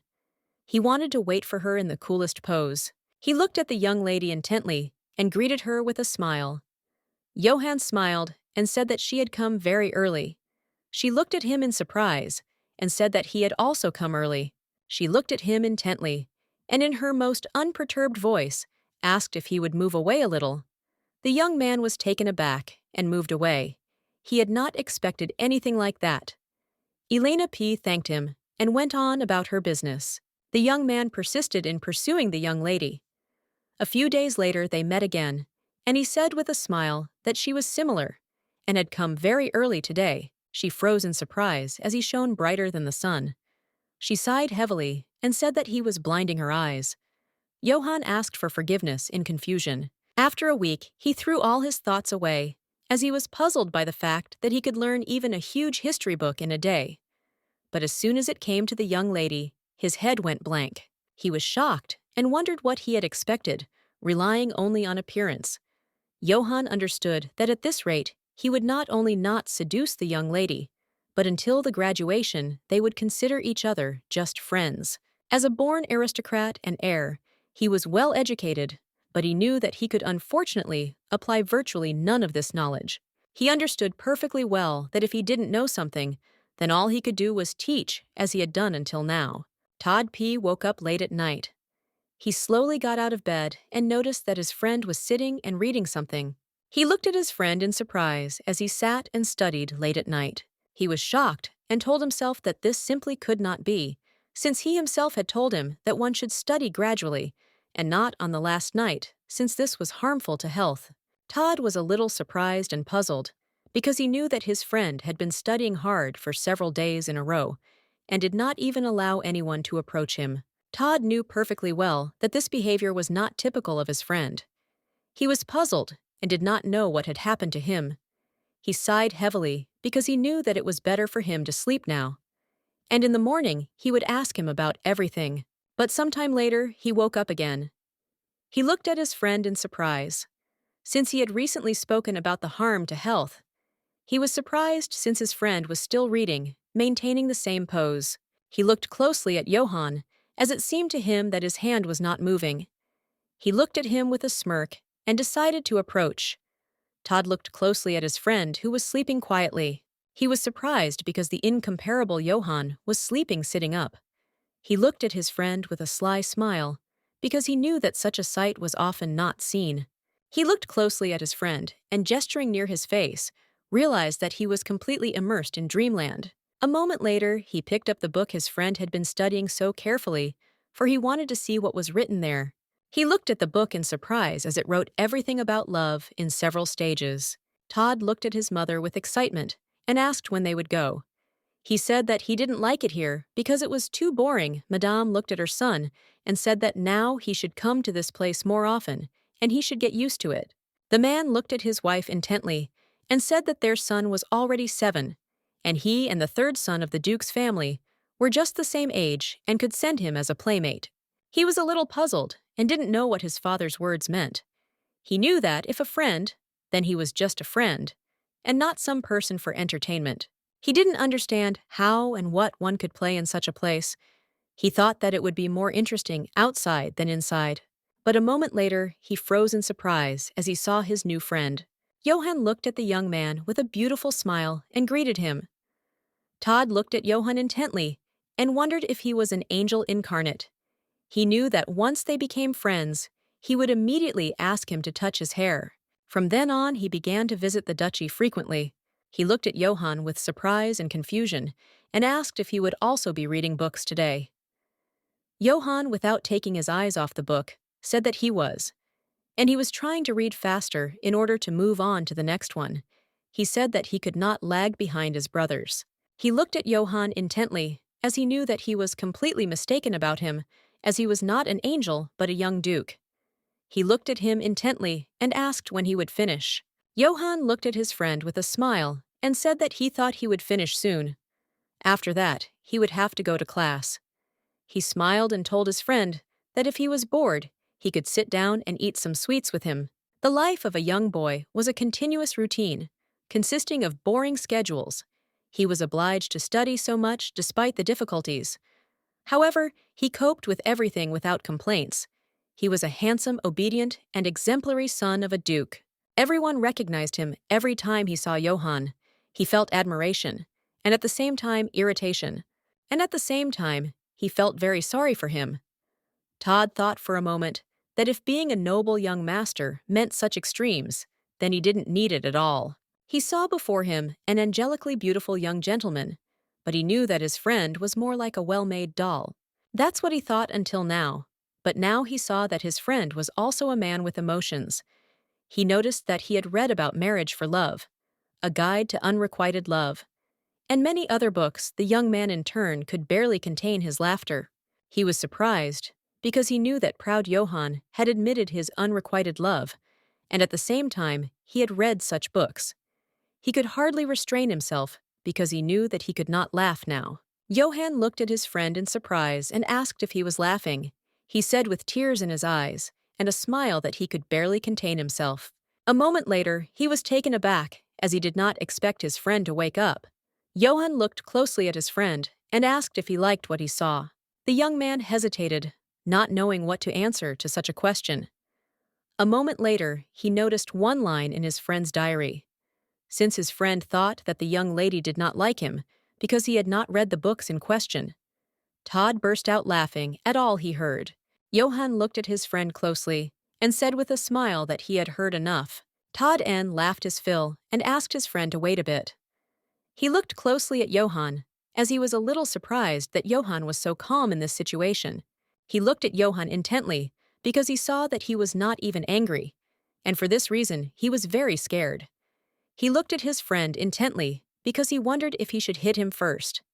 Johann looked at his friend intently and asked if he was finished. Johann asked his friend if he could now ask him to do one of his errands. Todd froze in surprise, as he had not expected this at all. Johann looked closely at his friend and said with a smile that he had laughed at him enough. He said that he understood everything perfectly, as they were friends. He looked at his friend closely and asked with a smile if he would agree to help him. Todd froze in surprise, as it seemed to him that he was in trouble. Practical swordsmanship is one of the subjects of the Faculty of Knighthood. Despite its complex name, it is a general education subject from a series of easy ones, which is intended for first year. Todd was very happy as he was going to the knighthood faculty for him. His friend's request was very simple. The young man looked at him intently and asked if he could watch the sparring. He smiled and said that, of course, he would watch everything. A moment later, in the distance, he saw a young and beautiful lady. He noticed that she was really striking. He was a little surprised, since she was the only girl in the class, and she also had a striking appearance. He looked closely at everyone present, since he knew that they couldn't help but look at her. He understood perfectly well that now was not the time to think about this situation, since his friend had not simply asked him, but ordered him to do something. Todd slowly walked up to the young lady and greeted her with a smile and introduced himself. She looked at him in surprise but also introduced herself. He smiled and asked if she would mind sparring with him. She smiled and said she would. He looked at her intently and said with a smile that she should take care of him. Todd didn't take his eyes off the young lady. He didn't understand why his friend fell in love with her. He wondered if it was all because of her looks. He looked at her with a smirk because he realized that it was too easy. He couldn't take his eyes off her and wondered if his friend liked silent girls. He looked at her intently, as if he realized that she was not his type at all. A moment later, the young lady struck her first blow. He was surprised because he saw that she was very serious. He noticed that her stance was correct, just like they taught, but he knew that the problem was that she was too correct. Todd looked hard at the young lady and asked if she didn't mind if he could give her some advice. She looked at him in surprise and asked if he could do it. He was surprised, but a moment later said that of course he would like to recommend something to her. He froze in surprise because he thought that she would refuse him, since she was very cool. He looked at her closely and said with a gentle smile that she should first shift her center of gravity to her supporting leg, and so the force would not be dispersed. And when she lowered the sword, it would help her put more effort into the strike. After his advice, she did everything as he said. The young lady looked at him sideways and asked if she was doing the right thing. He smiled and said that everything was so, and she just grasped it on the fly. Elena looked at him intently and asked with a smile if this was true. The young man froze in surprise as he saw her smile at him with her radiant smile. He froze as if he now understood everything. He looked at her intently, as if he already understood why his friend liked her so much. When they were little, a wild cat wandered into the Duke's estate. Todd looked closely at his friend and said that the cat seemed to like him very much. Johann smiled and said that her name was Ina. The young man looked at his friend in surprise, as he had already chosen a name for the cat. He quickly became attached to the cat, although he usually stayed away from unfamiliar animals. Todd used the window as an excuse, and sometimes forced the young man to skip classes. The Duke looked closely at his son and asked the butler what kind of animal he was keeping. The butler smiled and said that it was an ordinary stray cat, and the young master liked it very much. Johann looked at his friend and said that his cat had been chased away. Todd was in shock. He didn't understand what they had done wrong. He asked his friend if it was all because they had skipped classes a couple of times. Johann looked at his friend intently and told him not to cry. Todd, with tears in his eyes, asked his friend if he wasn't offended. Of course, from the outside, it might seem insignificant, but they were both only 10 years old. But Johann's daily routine built a huge wall around him, and the cat was his only way to overcome it. From then on, the young man never went against his father again. The young man looked closely at the young lady, as he noticed that she looked a bit like their abandoned cat, although he knew that if anyone asked how exactly she looked like her, he would not be able to answer. The young lady looked at him in surprise and asked if something was wrong. Todd looked at her with a smile and asked if she was taking history classes. Elena said that she was taking those classes. He smiled and said that unfortunately he was weak in this subject. He said that if she taught him a little, he would help her with fencing. He smiled and asked if she would like to do so. He knew perfectly well that it was true that he was weak in history. The trick was that he had not chosen the subject. She smiled and said that of course she agreed, but she thought it would be difficult to find the time. He smiled and said that since he had proposed to her, he would try to accommodate her. Elena thought for a moment, but still agreed. The young man was very happy because he knew that his mission was accomplished, and he could tell his friend that he had completed the task. He looked closely at the young lady, wondering if the abandoned cat was okay. He knew that after she disappeared, she and Johann had never spoken. At times, it seemed to him that his friend had completely lost his humanity, a young duke without desires or aspirations, who like a doll conscientiously did what he was told. He was surprised because this ideal representative of the family was turned into a person with feelings by the young lady. He wanted his friend to do his best and try not to lose himself again. Sometime later, they all gathered at the Magic Materials Making Club. Johann looked at the young lady closely and greeted her with a bright smile. Elena looked at him in surprise as he had a large box in his hands. She asked in surprise if he had brought it alone. He smiled and said that was true. Johann said that she had recently said that she needed a genealogical book. He smiled and said that she should not worry, as it was not difficult for him at all. She looked at him in surprise as she knew the box looked very heavy. She wondered if he had carried it himself. She looked closely at Johann as she had not really noticed him because he had a handsome face, but now she noticed that he was very strong, tall, and had big hands. Johann smiled and said that he didn't know what exactly she wanted, so he brought us a selection of some books. He smiled and handed her one of the books and said that she could look at which ones she found useful. Johann said that he had already arranged for them to be taken to the dorm so she could put aside the ones she needed and leave them. He said that she probably wouldn't be able to carry everything herself. The young lady thanked him in surprise and said that she hadn't expected such help from him at all. He smiled and said that it was nothing, since he heard that Mark also helped her. He smiled his bright smile and said that classmates should do the same. The young lady froze and stared at him after he said that they were classmates. She knew that Johann didn't mean anything like that, but his words somehow calmed her down. She felt like she was standing on the very edge of a cliff called the Academy. But Johann seemed to stand next to her and acknowledge her. He smiled and asked her how the book Mark had given her was. He said he was very worried that compared to her, all this would be useful, since there were a lot of old books in the box. The young lady looked at him intently as she realized that he was very kind. He thought for a moment as he knew that these books must be better than the book Mark had given her. Elena said she would be happy to show it, but unfortunately, she no longer had the book in her hands. But it was concise and easy to read, and the text was well synthesized. He smiled and said it looked like she had returned it. The young lady said she had sold it. Johann said he understood, but a moment later he was taken aback and asked what she was talking about.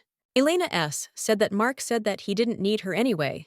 She smiled and said that she wouldn't refuse such a good offer, but of course she took notes. She smiled and said that if he wanted, she could give him the notebook and he could read it. Johann looked at the young lady with confusion and said that she had misunderstood everything. Johann said he had a lot of records at home. His older brothers had put effort into them, so he kept them carefully. Of course, it was a complete lie, from a book that was scribbled in the corner of the office. And until recently, he hadn't known about their existence.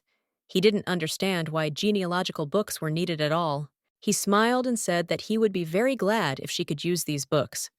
He said with a smile that she might not return them, and he wouldn't mind if she gave them to someone who would also need them. He wanted to try in the future to give her everything that could be turned into money. He looked at the young lady intently and said that he had heard that she had decided to take fencing lessons from Todd. The young lady looked at him in surprise and asked if he knew the young man. Johann smiled and said that of course he knew him, since they were old friends and roommates. He was a little puzzled, since he knew that now his friend who laughed at him had become his obedient slave. She smiled and said that she understood everything, and also said that about the lessons it was true, because in return she would teach him history. She smiled and said that she was very lucky because she was not strong in fencing. He said that he was very sorry, but his friend was given an urgent task, so he would not be able to find time. But a moment later, he said with a smile that his friend had offered to replace him. He smiled and said that his friend would be very grateful to her if she accepted his help. Johann knew that the books about love that he had been reading all last week all agreed on one thing. He needed to spend as much time alone as possible, not counting the training hours. The training ground was usually empty, so no one would disturb them. Johann knew that personal training was quite suitable as a reason, so this would be an ideal opportunity. The young lady, in turn, looked at him with a smile on her face as she thought about this situation. He felt nervous for a moment, because he didn't understand why she was looking at him with such distrustful eyes. He wondered if she really doubted him. He was shocked because he knew that she could trust his friend, but not him. The young lady looked at him intently and thanked him for agreeing to take this on himself. She asked in confusion if this wasn't a waste of his personal time. Johann was taken aback and said that he would be only too happy to help her. A moment later, the young lady said they could try. He froze for a moment, as he was not very satisfied with her answer. He was shocked and wondered what she thought of him. He was very ashamed. Mark looked closely at everyone present and said that their composition had already been formed. After the end of recruitment of new members, the number of people in the club was 6 people. Rita smiled and said that there were many candidates. Vincher looked at everyone present and said that he had decided not to accept them because their motives were clearly impure. Mark looked at his friend and said that he was simply great. Rita smiled and said that in any case, now there was no need to be afraid of the dissolution of their club. She smiled and said that they would be fine here. She looked closely at Johann and worriedly asked if nothing terrible would happen because he had not joined other clubs. He said that he thought that participating in this club would be much more effective. Vincher looked at the young man and said that their club was perfect for this, and Johann had made the right choice. Mark looked closely at the young man. He did not understand what was the point of holding on to a club that even its founder had abandoned.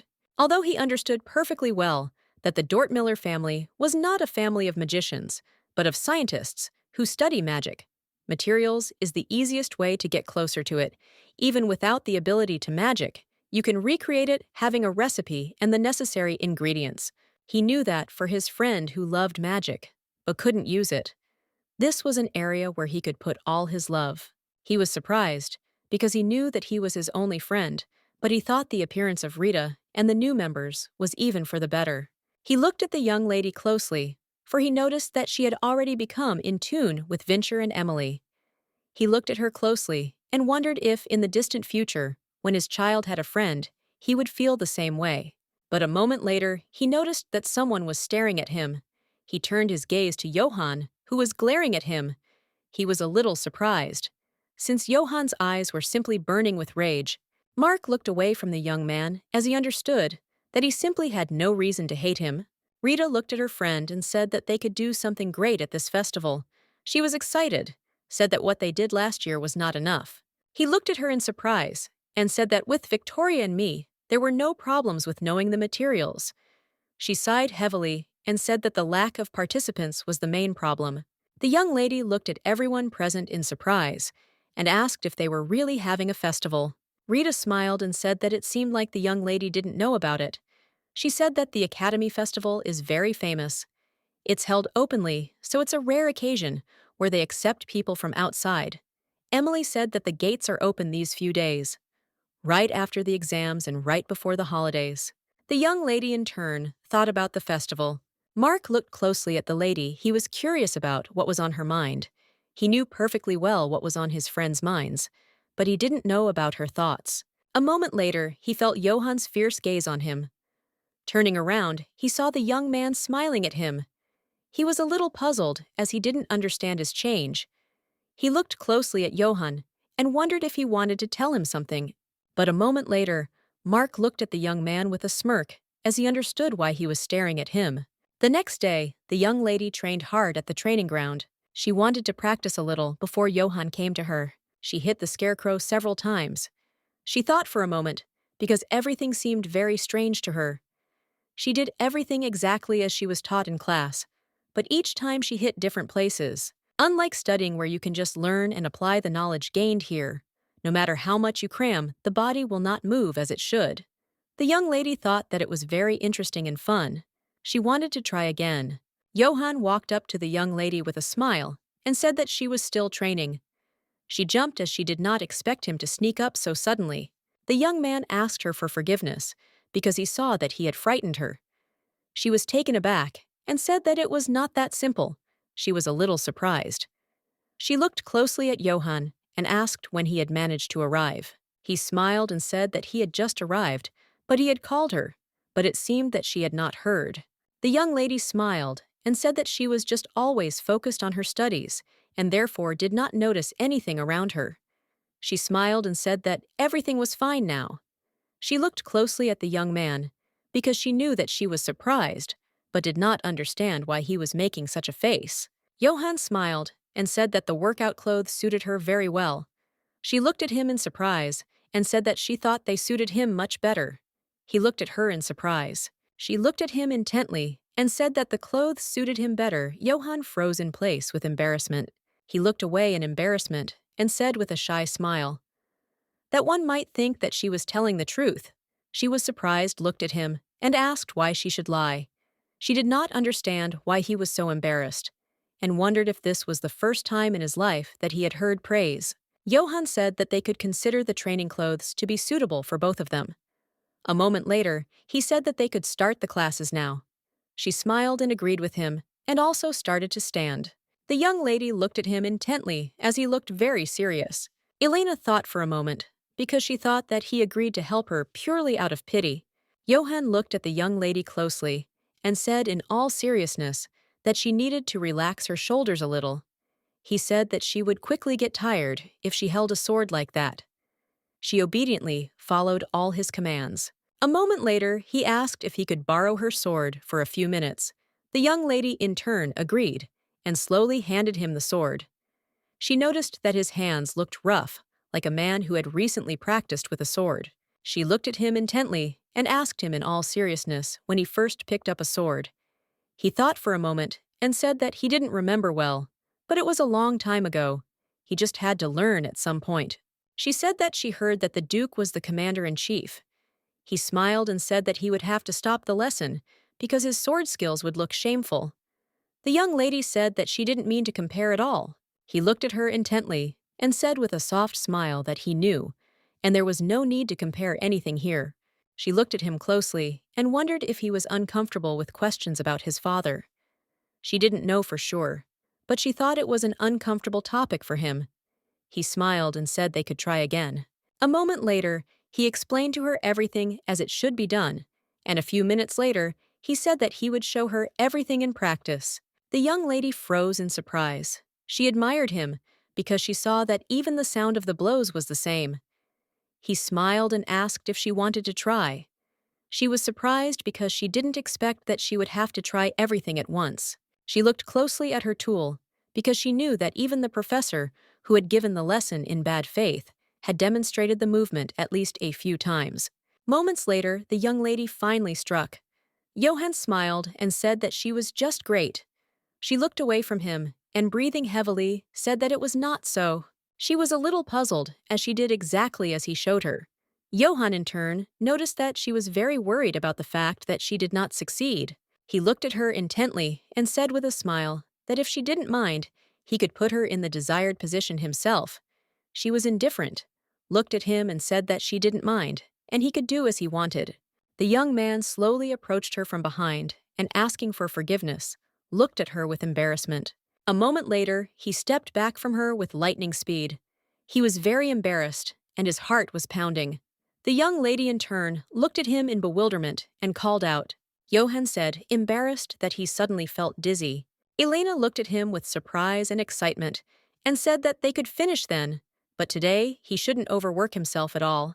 He was taken aback and said that it wasn't so, and everything was fine with him. She looked at him in bewilderment and said that he had turned very red. Johann's nose, and said that there was nothing special about it. He just suddenly felt hot, and his head was spinning. She looked at her in surprise, because she did not understand such a sudden change. A moment later, he asked her forgiveness again. Johann slowly approached the young lady from behind and froze for a moment. He quietly whispered in her ear that he would take the sword in his hands for a short time. She froze for a moment. The young lady was a little puzzled, as she had not paid attention until now. But now she realized that he had become very close. She noticed that he always looked slim, but he turned out to have a very strong build, and the body that touched her back was harder than she thought.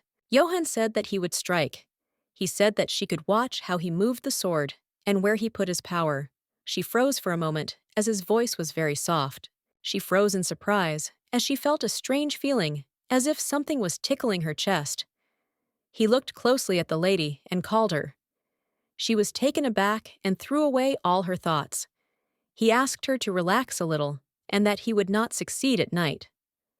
The lady asked for forgiveness. A moment later, the young man struck with embarrassment.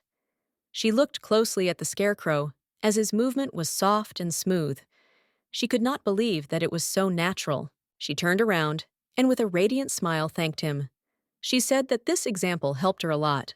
She looked at the young man in surprise, and asked if everything was okay with him, since she saw that he turned around. The young man was writhing in embarrassment.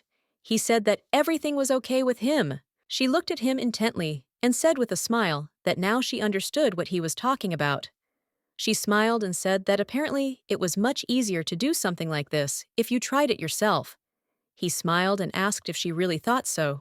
Elena said with a smile that it was true, and she also said that next time she would also ask for help. Johann looked at her with a smile and said that if it really helped her, then he was very happy. He came back and said that they could continue training. She looked closely at the young man, as she saw that his blows were very accurate. She in turn wondered how much training it took to handle a weapon so well. Jilly looked at the young lady intently and asked if she ever rested at all. Elena was very focused on her work. She casually said that she would rest later. The young lady looked at her neighbor in surprise and asked when she was going to rest later. Elena sighed heavily and said that she would rest when she died. Hated in shock, she did not understand how such a thing could be said. Elena looked at the girl and said that she was just joking. Jilly Z froze in surprise on the spot and understood that it was just a joke. She looked closely at her neighbor, as she knew that since their first meeting, she had never seen the lady spend time doing nothing. She had never once caught the young lady just sitting idle on the bed, except for the time spent sleeping. Jilly knew that the lady never started a conversation. She always minded her own business. For this reason, she often felt that the young lady did not like her. But fortunately, this misunderstanding did not last long. Elena looked at her neighbor in surprise and asked what was wrong with her face. Jilly knew that the young lady always had a lot of worries. There was no time, so she was always fussing. Elena looked closely at her neighbor and said that if she was sick, then she should say so, and she would take her to the doctor. Jilly S. said that she was not sick at all. And that was not the point, she just needed to solve this problem. But she did not understand at all how she should do everything correctly. Elena looked closely at the young lady and helped her solve the problem. Jilly knew that her neighbor was a very kind friend, with the coldest expression on her face in the world. Jilly looked at her neighbor and said that she didn't need to be such a possibilist. Elena looked at her neighbor in surprise and said that she was quite optimistic. She just needed to finish this work. Jilly looked at the young lady and said that she had come from far away, but it seemed that her neighbor was completely indifferent to her. She told her that she might regret it. The young lady apologized to the girl and said that she understood everything, but exams were coming soon, and she had absolutely no time. She looked at her intently and said that, at such moments, she called her by name. Jilly, breathing heavily, said that, in that case, she would go alone. As she passed by all the students, she heard them whispering. They were surprised as they had never seen such blue hair before. She sighed heavily as she had already gotten used to the staring gaze. A moment later, the young lady froze in place as the girls approached her, did not greet her. She looked at her intently and asked if they were going to dinner. The girl looked at her with a grin and said that it was so, but she saw that the lady was alone today. Jilly looked at them intently. She knew that they were foreigners, compared to her, an aristocrat, and their speech was refined, and there was a sense of nobility in their manners. Their aura of good manners made her feel a little insecure. She smiled and said that her neighbor had a lot of things to do, and that was why she was alone. The young lady smiled and said that then they could spend some time with her. She smiled and asked how she felt about that. Jilly smiled and thanked them, but said that they didn't have to do that at all. She knew that they looked very nice, and she would always be grateful for the invitation, but in her opinion, she was uncomfortable in their company. The girl asked her to speak to her informally, but she herself maintained a formal tone. The girl looked at Jilly intently and asked with a smirk what she was planning to do when she returned to her kingdom.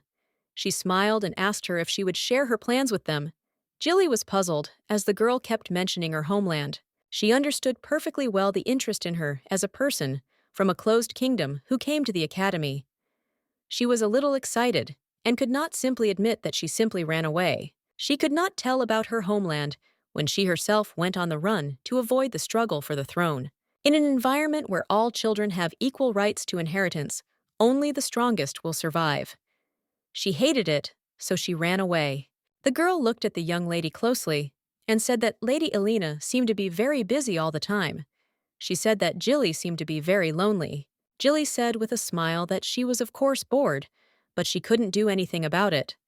She said that her neighbors had a very hard time combining study and work. The young lady looked at her in surprise and asked if she really meant to say that Lady Elena works. Jilly, with a smile, said that it was so, because she weaves lace. She smiled and said that if anyone looked at it, they would be amazed at her skill. She said that her neighbor had also signed a contract with the store.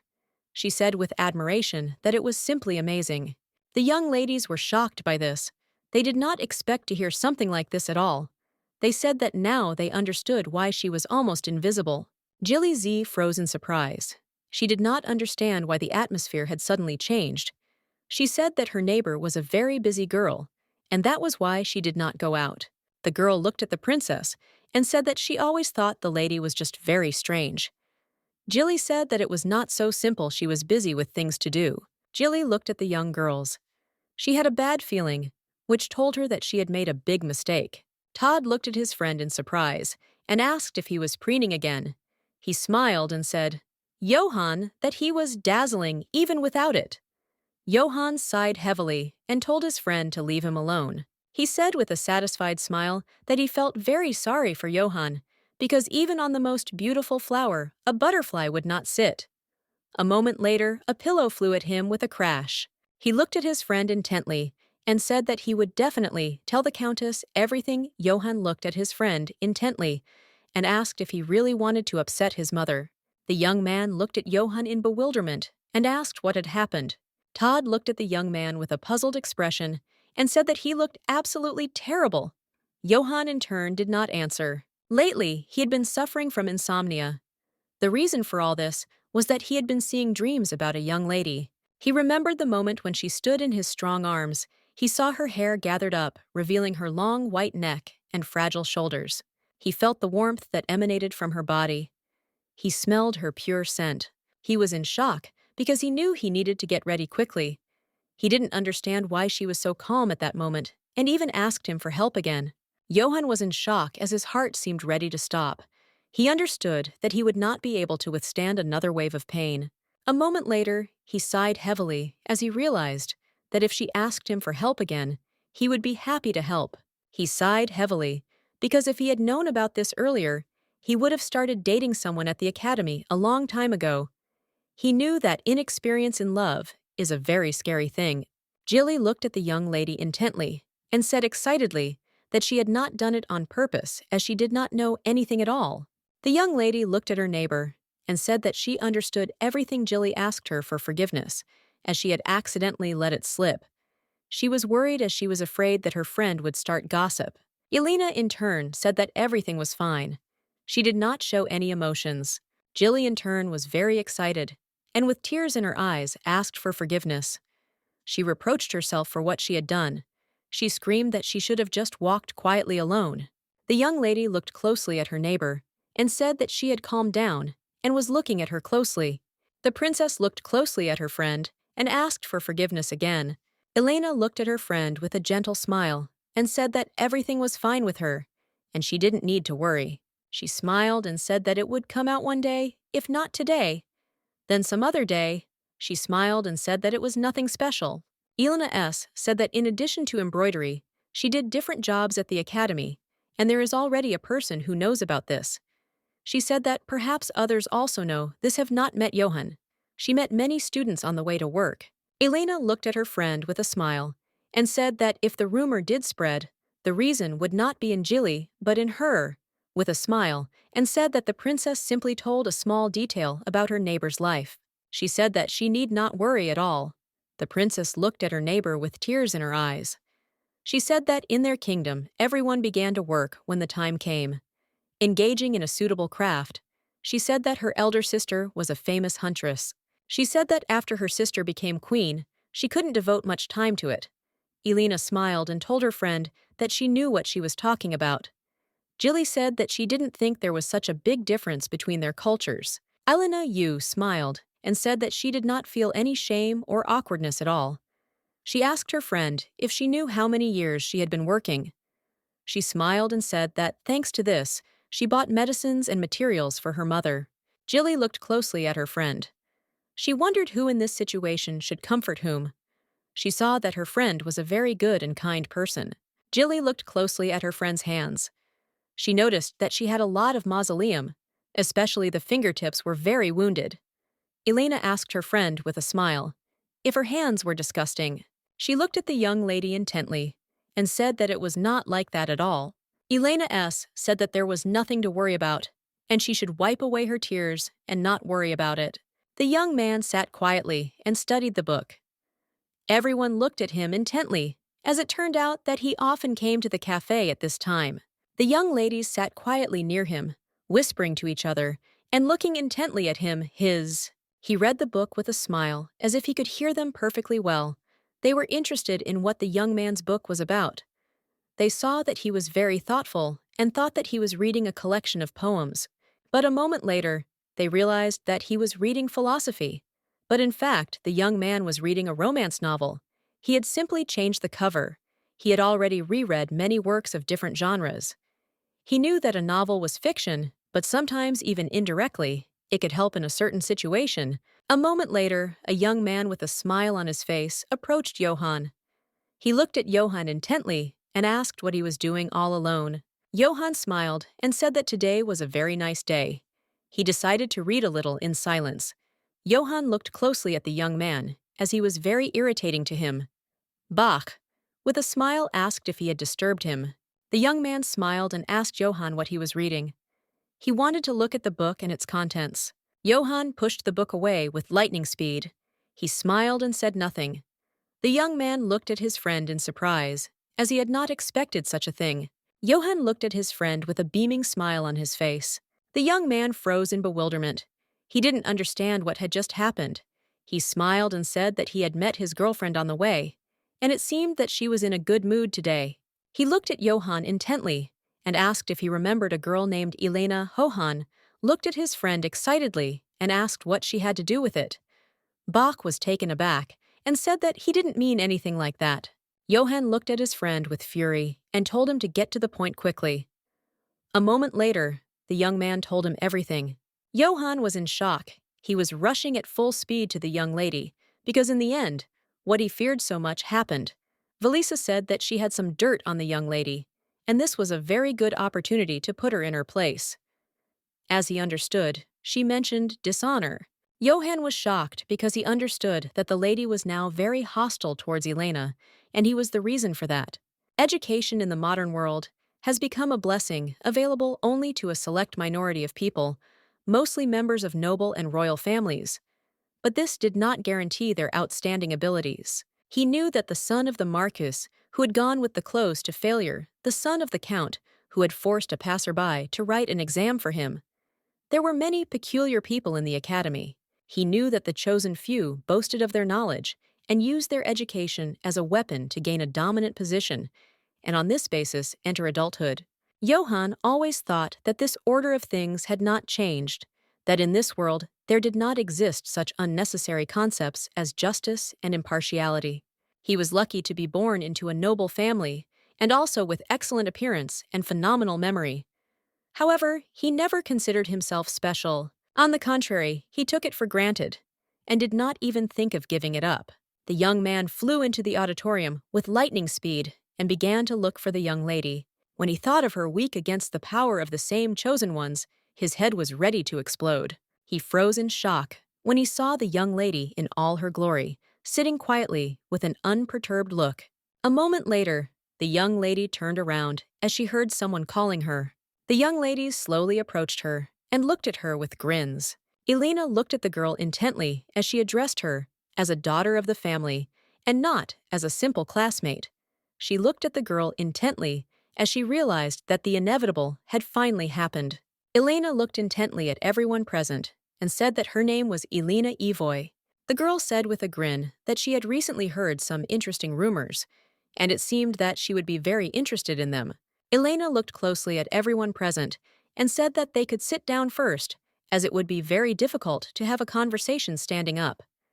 She smiled and said that there were plenty of empty seats nearby.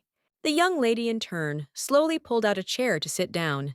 A moment later, they were all sitting and looking intently at each other. The girl looked at the lady intently and asked with a grin if she would like to tell her what happened over the weekend. Valisiu smiled and said that she would be happy to tell her everything. She said with a satisfied smile that last weekend she had looked into one street and came into a shop.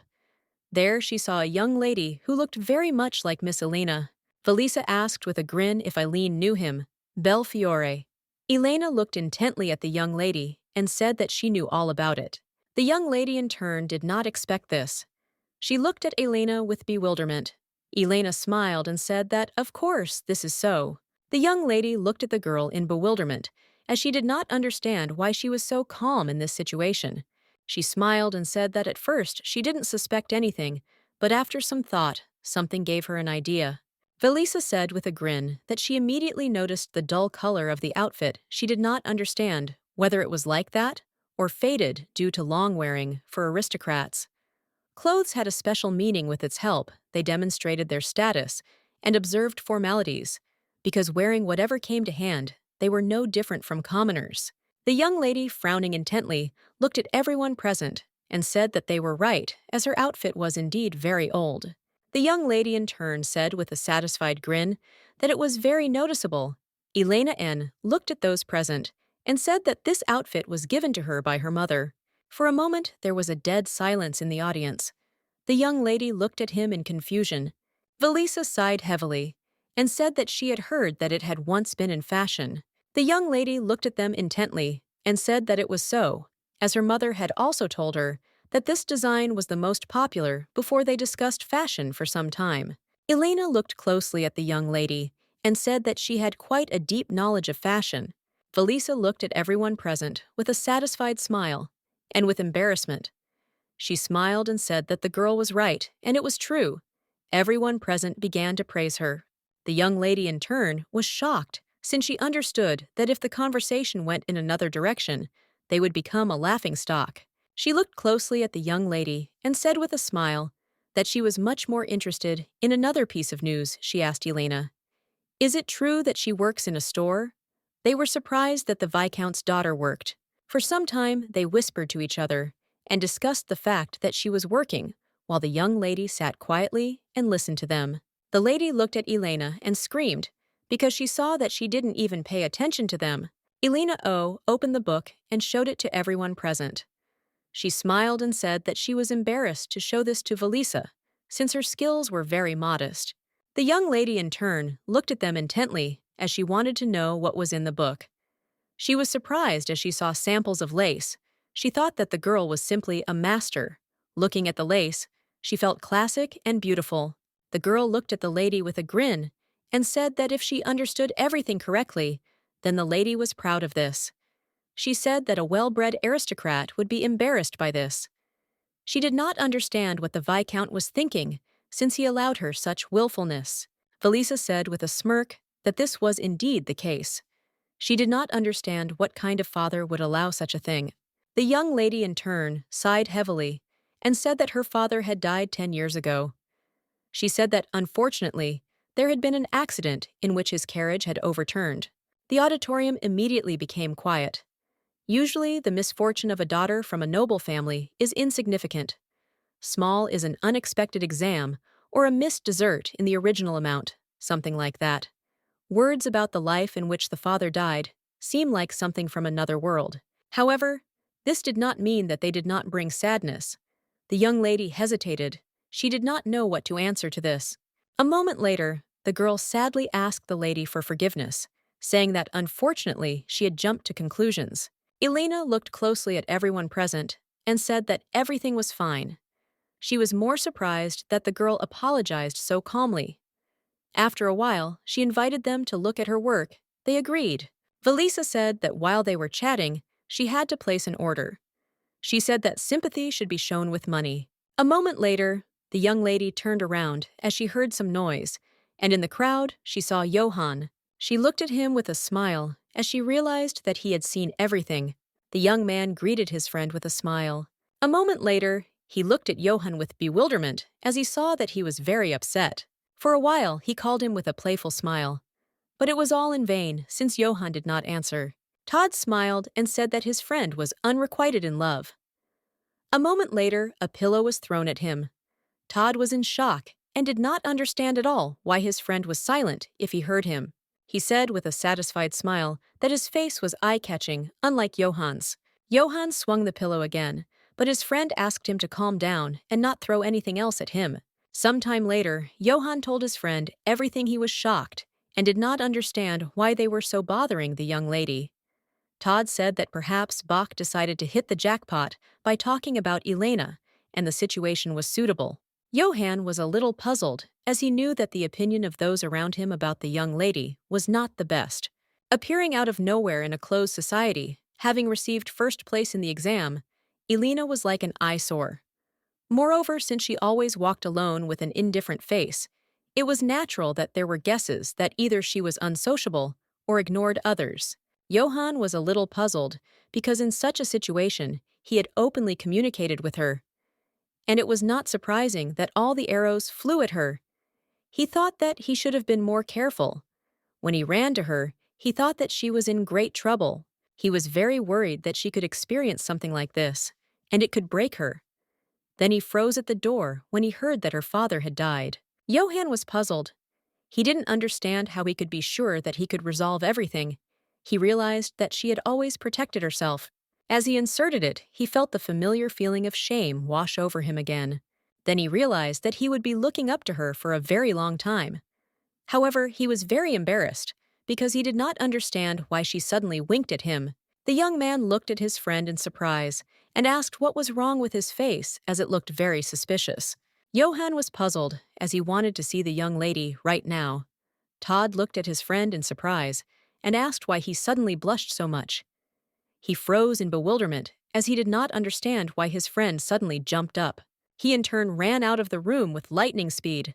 The young man shouted to his friend and called him. He did not understand where he had rushed so suddenly. Sometime later, Johann came to the library. He was waiting for the young lady there, but of course she was not there. He came there hoping to see her. He did not know what else he could do in this situation. He sighed heavily, because he knew that he had neither the right nor the slightest reason to meet her. He knew that he was just a classmate to her. He understood perfectly well that they were not made for each other at all. He knew that they had different statuses. But when he was next to the young lady, he felt as if he had faded away. Nothing like this had ever happened to him. He thought it was very funny, since he had always treated others with disdain, looking down on them. And now he had faded so stupidly. He understood that reading books did not give any results, and on the contrary, each time he fell in love with her more and more. He was shocked because he didn't think he was so incapable of learning. He knew perfectly well that at this rate, even after graduating from the academy, he would constantly follow her. He knew that this wouldn't work, but as soon as he imagined that his feelings would remain unrequited, something in his chest tightened. He knew that of course he could be with her forever. He wondered if there was a future where they would be happy together. As soon as he tried to imagine it in his head, a fog appeared. He thought for a moment, because he knew that the young lady should be working in the garden now. He wandered leisurely through the garden and suddenly came across a young lady who was working at the statue. She took off her hood with a smile on her face and called out to Johann. Johann looked at the young lady intently, but said nothing. He felt as if his selfish desire was fading away, and he was filled with happiness. He slowly approached the young lady, wondering if this was love. She looked at him in surprise and asked if he had come to see someone. He sighed heavily and said that it was not so. She smiled and said that he seemed to like night walks. Johann said that was not entirely true. He saw that she could not even imagine that he had come to visit hers. She smiled and asked if anything was bothering him today. He thought for a moment about what had happened some time ago. A moment later, he remembered the last time he had also come to the statue. Then he suffered from unrequited love and sought consolation in the girl he was in love with. Looking at the young lady, he thought that this was simply not nonsense. He looked at her with confusion and thanked her for the last time. She looked at him with confusion and said that he didn't need to thank her at all. He smiled and said that all the statues were shining. She smiled and said that she hoped that the dean would appreciate her hard work. Johann, clearing his throat, said that someone could tell him how much the garden had changed. She smiled and said that, in that case, she would pretend not to know it. The young man knew that he simply had to do it. He thought that maybe, after this, the dean would give her some kind of bonus. He wanted to win over the dean's niece, who was studying at the academy. A moment later, he froze in place, as he saw the young lady begin to work hard on the statue, her intently because he knew that everyone said that she was unsociable. He looked at her with a soft smile because he thought that this was just absurd, because he saw that she was very kind. She was always busy with work, but she never tried to drive away another person, her friend. He did not understand how they could say that she was unsociable. The young lady looked at her friend in surprise and asked what he was doing. He smiled and reached for the rag. Smiling, he said that since he was going to distract her, he thought he could help her a little. The young lady looked at him in bewilderment, as she had not expected to hear such a thing at all. Johann smiled and said that he would like to talk to her. The young lady froze for a moment as she saw his face up close. It seemed to her that it was even more perfect. She looked at him in surprise and asked what he wanted to talk about. She smiled and said that she was listening to him attentively. A moment later, she touched him and said that such an occupation was not at all suitable for him. Johann looked at her intently and asked if it really suited her. The young lady leaned towards the statue, but did not answer. He looked at her closely and said that she herself said that she was working for money. He asked if she remembered that. He said that he knew that she was not doing this because it suited her. She looked at him intently because she knew he was absolutely right. She didn't know anyone who wanted to work because it suited them. She felt strange because work was natural to her. She looked at him with a smile and said that she wouldn't object anymore. Johann looked at the young lady with a beaming smile and thanked her. He understood perfectly well that if his friend heard him now, he would laugh at his pretense. He knew that until recently he had never really thought about work seriously. The people around him always had a certain meaning, and he hadn't cared at all, at least not before. When the young lady refused his help, he felt very strange. He looked closely at the young lady and said that unfortunately, he had accidentally seen what had happened during the day. She looked at him calmly and said that she knew about it. He sighed heavily and said that he thought she would be angry. He knew that even though they had apologized to her, the girls had still insulted her very badly. And even if they hadn't known anything, they had insulted and mentioned her late father in their conversation. He knew that anyone in such a situation would have gotten angry. The young lady sighed heavily and said that it was no big deal since they were just kids. He looked at her closely and said with a smile that she was now speaking as if she were not a child herself. She smiled and said that it seemed so. The young lady said with a soft smile that they were very kind girls, sincere and pure. She looked at her friend and said that if the girls had had bad intentions, she would have lost her sample catalog, as they could easily have torn it up and thrown it somewhere, so that she would never have to show it again. She smiled and said that she had done various jobs, even worked as a maid for a short time. Unfortunately, she was also fired from that job, and it was not included in her work experience.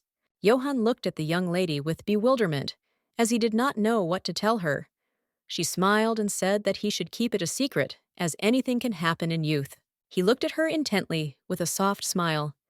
He didn't understand why, having learned her secret, he was not at all happy about it. He understood perfectly well that she was from an ordinary family of a viscount, and she and her mother survived without a father.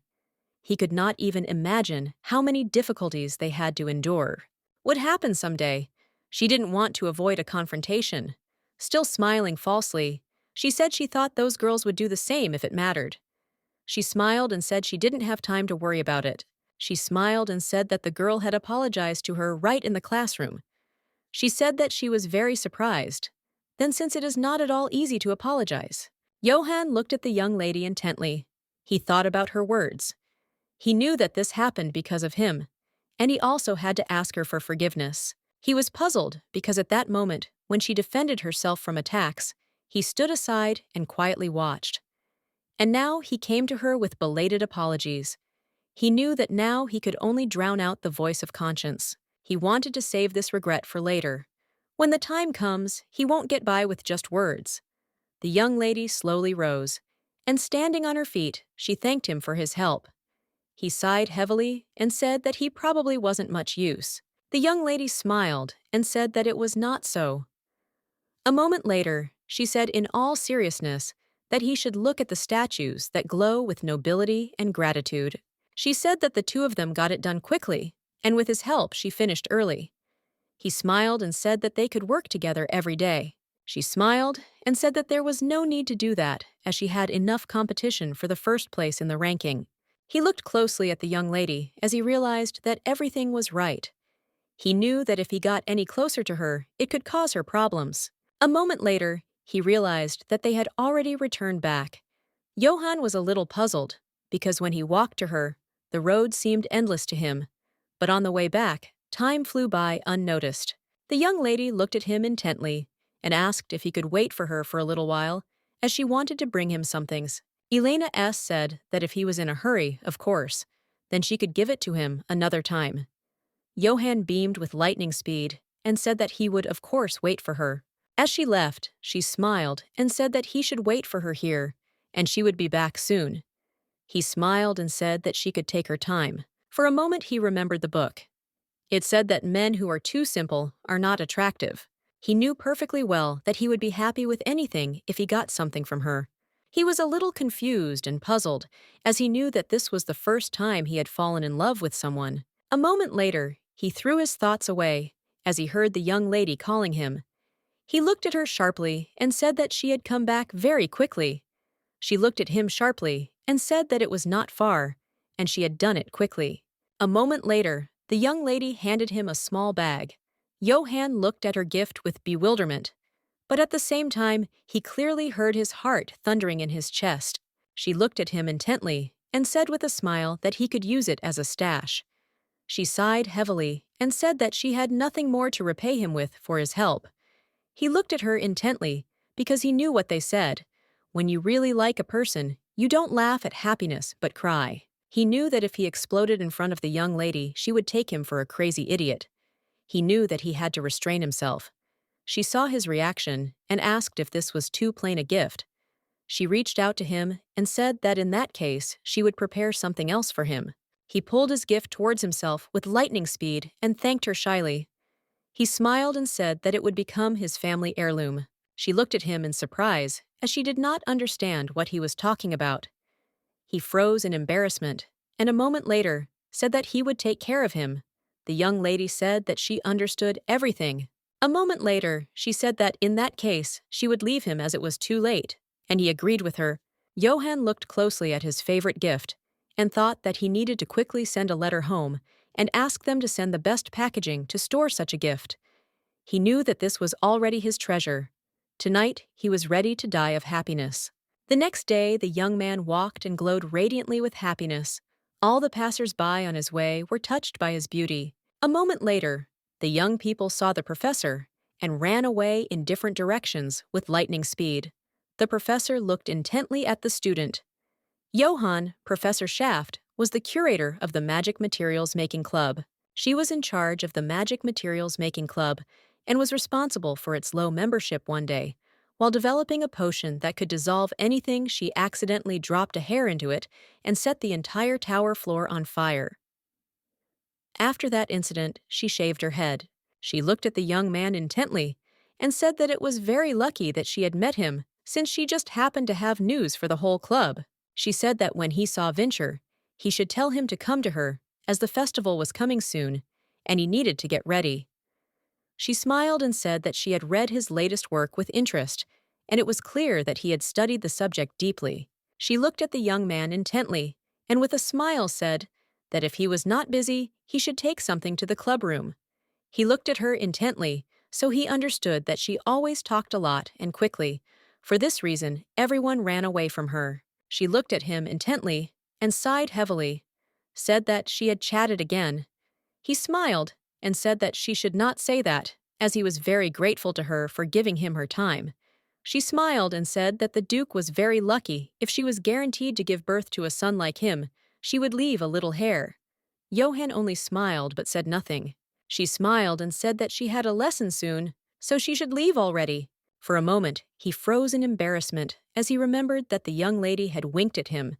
He was a little surprised and puzzled as he was again lost in his memories. Mark looked at his friend and said that the sign needed to be fixed or replaced because it swung every time someone opened the door. Wincher told Mark that it swung every time the door was opened and that it was a kind of bell. Mark looked at the young man in surprise and said that in that case, it would be better to hang a bell. A moment later, Johann entered the room and greeted everyone present with a smile. Vincher looked closely at the documents and sighed heavily, and said that it looked like the professor had worked hard. Johann smiled and said that she was always like that. Mark sighed heavily and said that there were exam sheets every week, and everyone who joined the club sooner or later got tired of it and simply ran away. Mark looked closely at Johann, who was beaming with happiness. He knew that today was not the day of the club meeting. He did not understand why Johann was sitting here. He knew that Johann usually did not come to the club often. He wondered if the young man really had any extra time. A moment later, Mark noticed that the young man was taking something out of the bag. He was a little surprised and wondered if he had put the bag in the bag. Mark thought it was very strange, and it seemed to him that the young man was deliberately putting on a show. Mark's guess was correct. Johann would never have done something like that before it was immature. Namely, he would not have boasted about the gift. But now he was completely hurt, he declared, and wanted to boast about the bag that the young lady had made especially for him. Mark looked closely at the young man and asked if Elena had really given him a gift. Vincher didn't pay any attention to them, but Johann froze for a moment. He looked at her with fury, Mark, since he did not understand, since when he called her simply Elena. He was puzzled and did not understand how Mark guessed that the bag was from her. But still, the young man said that everything was exactly like that. Mark sighed heavily and said that he understood it as the young man's gift simply reminded him of something. Johann froze in shock. He looked closely at the young man's gift and wondered if he was really seeing a glasses napkin right now. He was surprised because the lace on the edges of the napkin was familiar to him. He was furious and wondered if she had given them both gifts. With lightning speed, Johann stood up. Rita looked at the young people in surprise and asked what happened. Mark smiled and said that nothing like that happened. It's just that Johann is a very funny guy. The young lady smiled and said that she thought the same, and that just looking at his face made her want to laugh. She smiled and said that every time she saw him, she was amazed, because he looked very handsome. The young man sighed heavily and said that this was just nonsense. She looked at him closely and asked if he had had his eyes checked recently, since it seemed like his vision was getting worse. The young man sighed heavily and said irritably that his vision was fine. Everything was fine with him. Mark looked closely at his friend. Since he saw that he was being sarcastic again, he knew that his friend was not like that at all. Rita looked closely at the young man and said that his sister was also completely indifferent to Johann. She did not understand whether all members of their family lacked a sense of beauty. He said that he had no problems with his eyesight, and he needed a monocle in order to look at something closer. Mark looked closely at the young people and sighed heavily. He thought that their club was a complete mess. He sighed heavily and thought that they should change the name to a love circle. Mark smiled and thought that they would not be bored for a while. Johann sighed heavily. He drooped because he was very upset. He did not understand why the sky was so clear and cloudless today. He looked closely at the young lady who sat next to him. Johann wondered why he thought she was able to make a gift just for him. He sighed heavily because he knew that in his joy, he had imagined himself to be special to her. The professor looked at everyone present and repeated the previous topic of the lesson. The professor looked at us all and said that in order to repeat the material, he would ask them a few questions. He looked at the young people sitting in the audience and said that there were 2 students present who had received the highest marks in the entrance exam. He looked at the young lady and asked if she could answer him. The young lady in turn looked intently at the professor and answered the question with lightning speed. A moment later, Johann joined the professor's questioning and also answered the question posed. The professor in turn looked closely at the young people and said with a smile that they had not deceived his expectations. He looked at them closely and said with a smile that he had a feeling he would see their names at the top of the list again. Johann glanced furtively at the young lady who turned to face him. She whispered something to him, quietly. Johann looked at the young lady in bewilderment, as he did not quite understand what she was saying. A moment later, she turned around and sat up normally. He stared at her in bewilderment, not understanding what she had said. For a moment, he considered her whisper. He thought he could interpret her words not as the language of the empire, but as an ancient language. But still, he wondered what she meant. He wondered if she meant that this time she would come first again. He froze in place in embarrassment as he realized that she was thinking about him. He thought that most likely the gift to Mark was simply a token of gratitude for the gynecological book. He understood perfectly well that the glasses cloth was not comparable to the bag, since his gift required more fabric and more time, and effort was invested in the work which makes his gift much more valuable. He stood there for a moment in confusion, because he knew she was too cute. He didn't know what to do. He didn't understand how she could be so cute. Elena slowly entered the office and saw the young lady. She looked at her intently and greeted her with restraint, and Emily greeted the young lady in return. A moment later, they were sitting quietly, each reading her own book. Emily walked slowly past the academy students and heard them say that she was kind of weird. They said that she was constantly interested in some useless things and said strange things. Young people made fun of her, saying that she was strange. She was very puzzled by this, since it was always difficult for her to communicate with people. She didn't feel any hatred towards those around her, her people. On the contrary, she wanted to get closer to them. However, only her relatives did not ignore her and considered any of her questions normal. She was also supported by her childhood friend, Mark. She wanted to study one book, and the young people advised her to contact Elena since she had this book. They said she could have just asked the young lady directly. Emily knew other people thought she was weird. She looked at the young lady closely and wondered if she would be embarrassed by this question. She wanted to know about the origins of magic in the Visconcio. Emily sighed heavily, because she knew she shouldn't do this. She knew the club would get into trouble if she didn't like her questions, and decided to leave. The young lady looked at Emily intently and asked her if she liked the book. Emily looked at the lady in surprise and asked if she knew it. Elena said with a smile that of course she knew this book, since she read it first, when she entered the academy. Emily was a little surprised, since she knew that this book was not well known to many people. The young lady said with a smile that she first heard about her from Emily. Emily thought for a moment and remembered the moment when she had talked about this book. She thought that, in retrospect, her behavior then had been extremely tactless, but she wondered if she should apologize. Elena looked at the young lady with a smile and said that the book was very interesting, and she had read it with pleasure. She read this book. She looked at Emily intently and asked if she would recommend any other book. Emily froze in surprise. She did not expect this at all. She knew she had to say something. A moment later, she sheepishly told him about another book. The young lady looked at Emily intently and thanked her with a smile. She said that she would finish reading this book and would immediately read the one Emily had recommended to her. Emily looked at the young lady with confusion and asked if she could ask her something. A moment later, she asked the lady how many people were in her family. Elena looked at Emily intently and said that now in her family, there was only her and her mother. Emily sighed heavily as she had recently heard that her father had died. She was more concerned about whether she had any brothers or sisters. She realized that she probably didn't have any. She wondered if they had died too, but she knew that it was very rude to ask. The young lady looked at Emily intently and said that she was an only child. Emily looked at the lady in surprise. She smiled and said that Emily seemed to be worried about this very question. Emily froze for a moment as she realized that it was very noticeable. She was surprised because no one had ever cared about what she was interested in before. The young lady looked at Emily intently and asked if she had any more questions or not. Emily looked at her closely as she was familiar with the girl's intonation. She saw that she was not trying to shame her, but was asking if she wanted to know anything else.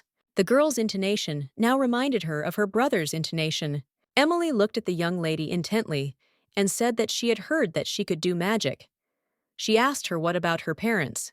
Elena looked at Emily intently and said that her parents had nothing to do with magic. And as far as she knew, she had no relatives who were incapable of magic. She thought for a moment, as she knew that the book said that according to the records, the Viscount was the only mage in the family. She thought that perhaps the young lady being born with the blood of a mage was a unique case. She said that her family also had mages born in it, although it was very rare. Emily said shyly that she also dreamed of becoming one. The young lady looked at Emily in surprise, as she had not expected to hear such a thing at all. Emily said sheepishly that of course it was impossible now, but she had once really hoped for it. The young lady in turn looked intently at Emily, but said nothing. Emily frowned and wondered if she had said something useless. Unfortunately, she did not feel any magical powers in herself, but since childhood, she passionately wanted to become a magician. But unfortunately, everyone did nothing but laugh at her. She sighed heavily and thought that she shouldn't have said that. The young lady looked at Emily closely and said with a smile that was very good. Now she understood why Emily had joined the club. She looked at Emily closely and asked if she had told the professor about it. She said that she thought the professor would be very interested. Emily looked at the young lady with confusion and said that she had spoken about it. And to her surprise, she said that there had been previous research in this area. Although they had all been unsuccessful, Elena said that unfortunately there was no research without failures. She smiled and said that she was sure that one day Emily would definitely succeed. She said that she too always wanted to know why she and his family were born with magic. Elena's told the girl that if she needed help with her research, she could safely contact hers. Elena P. looked at the girl and asked if she could mention her name later, so that everyone would know that the Viscount's mouth had not stopped. Emily smiled and said that, of course, she would definitely do that. She also asked if she could just call her by her first name. The young lady smiled and said that she seemed to always call her by her first name. A moment later, Emily boldly called the young lady's name. Mark looked in surprise at his friend, who was standing quietly behind the door. He looked at his friend with a smile and asked why he froze. He told his friend that he could come in now. Mark reached for the door handle with lightning speed, but his friend stopped him. Vincher looked at his friend intently and said that if he came for assignments, then they are in his room and he can go there. He looked at his friend in surprise and asked if they really weren't in the clubroom. Vincher said that they were there. Mark looked at his friend in surprise, as he didn't understand why he had to go to the dorm when he could just go to his room. The young man sighed heavily and said that his sister was inside him. Mark looked at his friend in surprise, as he did not understand what the problem was. A moment later, Mark froze in place, as he heard the girls talking. Looking around the door, he saw that they were talking very animatedly. Mark sighed heavily and said that it was the first time he had seen the young lady so ordered to talk to someone else. Mark said that she was a good girl, because the young lady was very good as a friend. Vincher stood still for a moment, but made no reply to his friend, though he had said that the young lady seemed like a nice girl. Mark asked his friend with a smile if he really liked her, but he didn't answer. Mark knew that he wouldn't confess anyway. The young lady, in turn, walked slowly to the library and carried a large stack of books. She knew that, during exam times, these books were impossible to get, and buying them all was expensive. She sighed heavily, because she knew that she needed to get them back quickly. A moment later, the young lady collided with someone, and a mountain of books flew at her. A moment later, she froze in place in surprise as she was caught by a young man. She looked at him in surprise as she wondered if it was Johann in front of her. The young man with lightning speed helped the young lady and put the books back in place. She looked at him intently and asked for forgiveness, as she had not noticed him at all and had accidentally pushed him. He smiled and said that it was no big deal, as he himself had been lost in thought and had not looked around.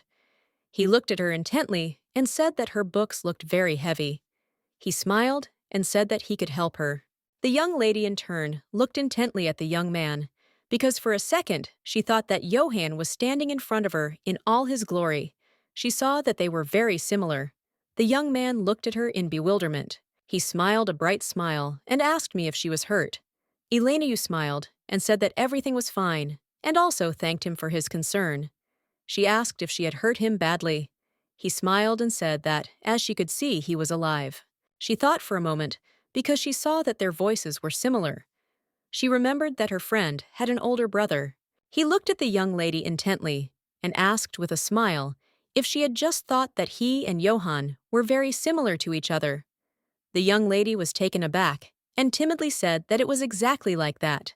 He looked at her intently and said with a smile that he understood this because her eyes widened when she saw him. He smiled and said that his name was Isaac, and he was Johann's older brother. A moment later, the young lady introduced herself. He smiled and said that, in that case, he should introduce himself by his full name. The young lady, in turn, noticed that the young man laughed a lot. He looked at her intently and asked if she was into fencing. Elena looked at the young man intently and said that she was still learning the basics. He smiled and said that he thought she would succeed in it. She sighed heavily and said that of course it was, since she was counting on it at all. He looked at her with a radiant smile and also asked if she was friends with his brother. The young lady said that she was friends with him. He looked at her intently and said with a smile that he understood it. Isaac looked at the young lady intently, for he had not heard her name before, but no matter how he looked at her, it seemed to him that they were familiar. Johann walked around the training ground, waiting for the young lady. He preened himself as he wanted to look in all his glory in front of her. He thought for a moment that being too perfect would make his appearance unapproachable. He thought for a while about the advice from the books he had read earlier. He was looking for the young lady in a hurry as he noticed that she was late for their training. He looked closely at the sword in his hands. Fearing talk that the subject of chivalry was not for him, he tried to avoid it. He knew that if it were not for the young lady, he would not be holding it in his hands now. He felt it, and it was given. And the feeling was very pleasant to him. For a moment he thought, because each time he experienced this sensation in a new way. Johann concentrated, and moments later he raised his sword. After his little training, he said the young lady's name. A moment later he stood there in confusion, not understanding why he had suddenly said her name, as he knew she was not here with him. The young lady in turn answered him. Johann turned around and froze in shock and embarrassment, as he did not expect to see her at all. She looked at him intently and asked him with a smile how he knew she was there. She smiled and said that when she saw him training, she came in very quietly, trying not to disturb him. He looked at her with a smile, because he knew that he couldn't give her an answer, because he had just noticed her. He couldn't tell her that he had simply said her name. Johann smiled and said that he felt it on his back. But if she trains hard one day, she can do it too. The young lady smiled and said that she was wrong when she thought that he was only skilled with a sword. Johann smiled and said that she seemed to be flattering him. He said that he was not that good. She looked at him closely and said that now she understood why. There were rumors that the best knights were in his family. He looked away from her in embarrassment and said that such praise was definitely too much. He said that he lacked a lot, and it would be good if he did not become a stain on the reputation of his family. He embarrassedly said that such words were more suitable for his older brothers. He knew that because of the brothers' struggle for power, the Perton R clan had unleashed a war. And this was not a matter of the distant past, but of the previous generation, and the current duke had emerged victorious from it. He knew that the chaos that had happened then should not be repeated again. The young lady looked at him intently and called out. She said that she was very interested in his opinion. She asked what he wanted to do in the future. He looked at her in surprise and wondered if she was really asking him not to think about his family. Johann never excluded her from his life and plans for the future. His family never took an interest in him, and no one expected anything from him. He looked at the young lady in surprise, as he did not understand why she was the only one asking about his dream. He looked at her with a smile, and with confusion on his face, he did not understand why hurrah. Sometime later, everyone was looking closely at the Academy's performance ranking. For the first semester, Elena took first place and scored the highest score. Johann took second place. They were surprised because she scored the highest score. Johann looked closely at her list, keeping up. He knew that she had attended more classes than him and still got the highest score. He thought that the young lady was simply incredible. He remembered when she quietly said something to him. That sweet provocation had kindled a thirst for competition in him. But at the sight of the points, the ardor in him diminished. He knew that he could have bypassed it before, if he had wanted to, but he suddenly had no desire to spend a lot of time studying. He thought for a moment as he saw his points. He realized that he was 1 point short because of the history lesson when he and the lady were in class together. Then the quiz dragged on. They broke the record that was set last time. Then the young lady asked him a question, and looking at him, waited for an answer. Johann in turn froze in place. He did not hear the question as he was staring intently at her beautiful lips. He was shocked and confused. He didn't understand why she was making so many sounds that made them stretch out as if for a kiss. In the end, he only looked at her lips and missed the question. He was shocked because it turned out to be spoiled. He felt an annoying defeat. A moment later, he entered the clubroom, and without looking at those present, greeted them. Mark looked closely at the young man and said that he arrived very quickly. Johann froze in surprise. He didn't know who was in front of him now. He looked closely at the young man and wondered if there was really a guy in the academy who could compare to him in beauty. Johann exhaled heavily because he knew that he still couldn't surpass him in beauty. He looked closely at the young man as he saw that he was speaking rather relaxedly. A moment later, he realized who was in front of him. Johann looked at Mark in surprise and called him. Mark smiled and said that it was him. He just took off his glasses because his eyes were already tired. Johann was in shock. He wondered if this was really the same Mark in front of him. He looked closely at the young man because he saw that without his glasses, he was a completely different person. Johann smiled and said that he understood him. Mark in turn frowned at the young man. Mark sighed heavily and told him that his surprise was written on his face. Johann told him that he had no idea what he was talking about. Mark sighed as he realized that the theater department was crying for Johann. He thought that it must be hard to live when you don't know which side of you is real. Johann was shocked and thought it was a very serious defeat, since he had a serious opponent with a beautiful face. He, of course, was completely confident in his face, but he was puzzled by the fact that Elena was the first girl who did not fall under his beauty, and his beauty only blinded her eyes. He knew that it was unlikely, of course, but he was worried that if the young lady took a closer look at the brand, she might fall in love with him. He understood that it was possible that her taste was not in perfect, flawless faces, but in ordinary ones. Johann looked closely at the young man, as he wanted him to put on his glasses as quickly as possible. A moment later, a young lady entered their office and greeted them. They turned and stared at the young lady. She told Johann that he was very early today. Johann smiled and said that he had finished one subject last week, and that was the reason he was so early. He looked at her closely because he knew that it was natural that she would say hello to the one she saw first, but it still hurt his heart. Mark looked closely at the young lady and said with a smile that she was back at the top of the rankings. He congratulated her. Elena P. thanked the young man. Mark smiled and said that it looked like her record wouldn't be broken for a long time. She sighed heavily and said that he was praising her, but she didn't know what to answer at all. He looked at her intently and said that she didn't have to answer. Johann looked at the young people intently.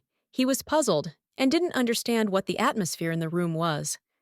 He remembered for a moment what the book said about love. He remembered what was written there about the warm atmosphere between young people. He noticed that the young lady's expression was softer than usual now. Mark looked at the young man intently and said that he would also like to congratulate him. Johann smiled and thanked him, but he in turn was burning with anger. Mark looked at the young man with a smirk as he saw that he was smiling, but his look said otherwise as he was ready to incinerate anyone. Mark wanted to tease the young man a little. He looked closely at the young lady and asked how many classes she was taking this semester. The young lady said that she was dedicating 9 items.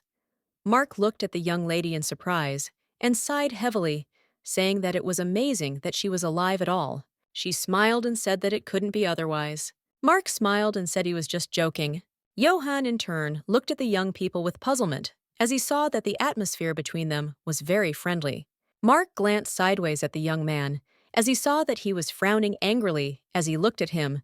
The young lady looked closely at Johann and asked how many items he had. He smiled and said that he had only attended 7 subjects. Elena looked at him intently and said that it turned out that she was wrong by 1, as she thought that he had attended more. Mark looked at the young man intently as he had changed quickly. Lynx, since he had figured it all out. He could read every emotion in Johann. He looked at Johann intently because he did not understand why he behaved in such a way. He did not understand what he saw in the young lady. Looking at him, he wondered why the noble son of the Duke was simply swooning and melting before his eyes. He looked closely at the young lady as he saw that she was not particularly remarkable in appearance. He did not understand how she had managed to attract such an extraordinary man. He looked closely at her beautiful eyes and thought that she was as beautiful as a picture. But a moment later, he pulled back and froze in shock as he realized what he was thinking. For a moment, He thought and thought that she was truly beautiful, and he couldn't take his gaze off her. But a few minutes later, he caught an evil look on himself that burned him. He looked at Johann and noticed that he would soon burn a hole in him. Some time later, young people entered their room.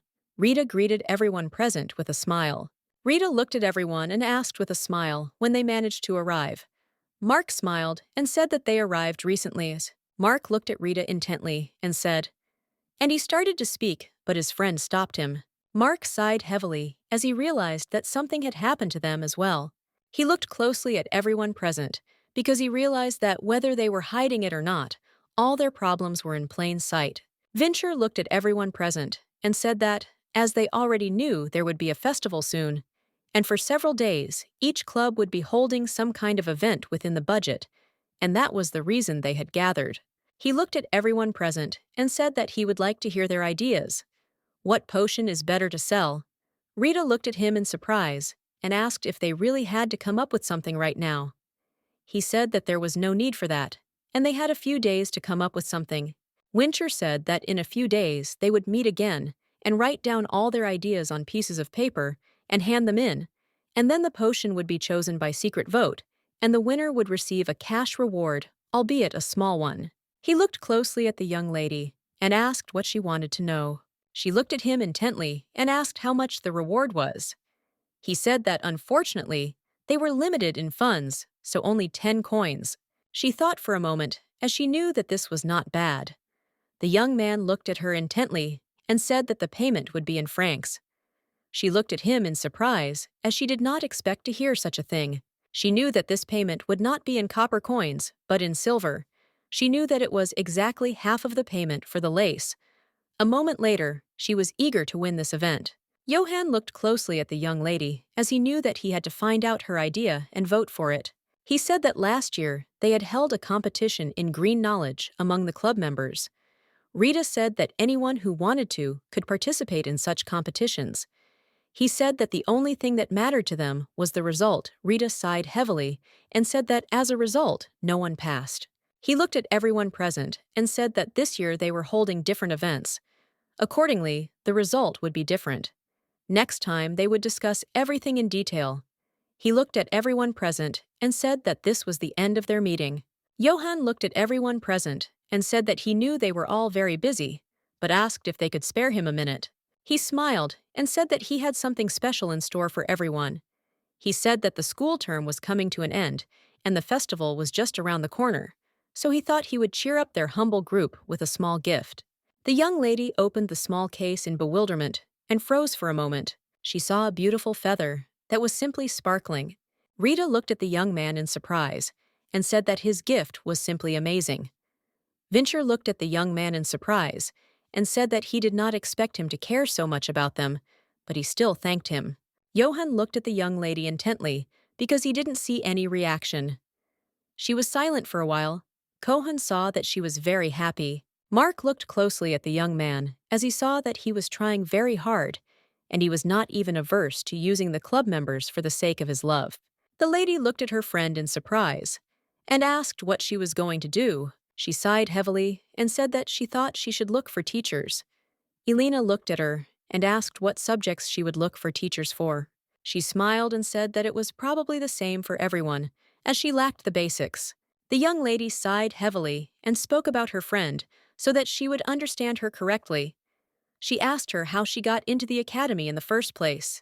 The young lady smiled and said that she had passed a special selection as a princess. She smiled and said that she was after all a member of the royal family, and she also knew the ancient language very well. Elena sighed heavily and called her friend by her full name. Jilly looked at her neighbor with confusion and said that she had a very ominous tone, and it scared her. Elena P. looked at her friend and said that she had practically failed her exams and had nowhere to go back to. She was puzzled and did not know what her friend was now planning to do next. The princess sighed heavily and told her neighbor that she was not in first place for nothing since she had now put everything in its place. It all started recently with Jilly's confession. She said that she would have to study hard during the holidays as she was falling behind in her studies. The young lady smiled and said that she had a very good idea and while she was resting in the kingdom, she would quickly catch up. The young lady smiled and said that she would not go home for the holidays. She said that she would only tell everything in secret now. She said with a smile that she had run away from the kingdom and could not return back, otherwise she would find herself in the middle of a struggle for the throne, and then most likely she would die. Elena looked at her friend in surprise and asked where she would live during the holidays. The princess smiled and said that she needed to look for an idea. She told her neighbor not to worry since she had money saved up for this. The young lady sighed heavily and called the princess. She asked her if she had decided which subjects she would attend next semester. The princess sighed heavily and said that she had not thought about it yet since classes had only ended yesterday. The young lady looked at her neighbor and said that she could leave the next semester to her. She said that the princess did not have to look for a teacher for every subject, but would rather hire one for a low price. The princess was delighted with this idea. She smiled and told her friend that she would help her out very much. She smiled and said that she knew almost no one in the empire. Elena looked at the princess intently and said that she would have to put up with her teaching method, since she herself said that she lacked the basics. The princess looked away for a moment and said that she did not remember such a thing. The young lady sighed heavily and told her friend that she was not forcing her at all since it was her business, but it required her time and money. She said that the choice was hers. The princess smiled and said that she had no intention of refusing since she really needed it. Elena looked askance at her friend and said that in that case they could go. The princess asked in surprise if they were really going to dinner so early today. The young lady said that it was not so, and they were heading to the library. The princess looked at her friend and said that they did not have to start studying right now. The princess looked at her neighbor and said that she was not going to go back on her words, but just wanted to rest. The young man looked intently at the girls, but still his gaze was riveted most of all on Elena. The young lady looked at Isaac in surprise and asked if he knew Elena. He smiled and said that he didn't know her very closely, but still familiar. He looked at the young lady and said that he knew that the girl had replaced his brother, and now he was not in first place. He always wondered why her name seemed so familiar to him. He realized that she was simply a merciless destroyer of the legend of the invincibility of the Perton family. He did not expect to meet her like this. He looked at his companion intently and asked with a smile how she knew her. He wanted to know if they were friends. The young lady looked at him indignantly and said that he was talking complete nonsense. She asked if she really looked like the kind of person who would be friends with such a girl. She sheepishly said that she was just her client. She sighed heavily and told the young man not to say that they were friends anymore, as it made her uncomfortable. He smiled and said that he understood everything. She sighed heavily and said that she could never understand what kind of person would decide to devote all their free time to studying from the very beginning to the end. He looked at the young lady intently and said with a smile that she was surely only a fool in the first place. She sighed heavily and asked why he always answered. She said that she couldn't even believe that Johann was his younger brother. He looked at her in surprise and with an innocent smile asked what he said. The young lady sighed heavily and said that she still didn't like Elena. He looked at her closely and asked with a smile if she was really that close to his brother. Felisa S. said that they were only paired once during class, and even then the professor put them together. The young man sighed heavily. He didn't understand why she reacted so sharply when he mentioned the young lady's name. He thought that he should have watched them more closely. The young lady in turn sat quietly and studied all the potions that she could use in the upcoming event. She thought that a potion that would repel insects would be a good option. The princess looked at her neighbor in surprise and asked why she suddenly started talking about something like that. She smiled and said that she was simply choosing a magic potion for her. She looked closely at her neighbor and asked if she had read everything yet. The princess sighed heavily and said that she had not read everything and that she could not read any more as she wanted to rest. The young lady looked at her intently and said that it was simply impossible. But in turn, the princess did not listen to her. The princess looked closely at her neighbor and asked why she was choosing a potion. Elena S. said that their club had decided to sell a potion at the festival, so she was thinking about which one to offer. The princess looked at her friend and said that she thought no one would want to buy the insect repellent potion. The young lady looked at the princess in bewilderment, as she thought it was very useful. The princess smiled and asked what about the love potion. The young lady in turn said that such a potion was prohibited by law. The princess suggested a few more options, but all of them were forbidden. She sighed heavily and said that it seemed that everything was strict in their empire. The young lady looked closely at the princess, as she knew that it was very good that she grew up normal in her kingdom. The young lady thanked the princess for her advice and said that she should finish reading the material already. Jilly in turn was shocked by such pressure. She looked at her friend and said that she knew no mercy. Jilly looked at her friend and asked where she was going. She said that if she was going to lunch, then they could go together. The lady said that she wanted to go and find out about potions, and she would be back soon. The princess wished her good luck, and she in turn was very happy since she would finally be able to rest. The young lady looked at the princess intently and said that when she returned, she would check what the princess had learned. Jilly sighed heavily and told her friend that in that case, she could take her time. The young lady in turn walked slowly along the corridor. She wanted to ask Rita about these potions. She knew that the girl had been involved in trade since childhood, and she should be well versed in it. She slowly entered the third-year student's office. The young lady looked into the office in search of her friend. A moment later, she saw her.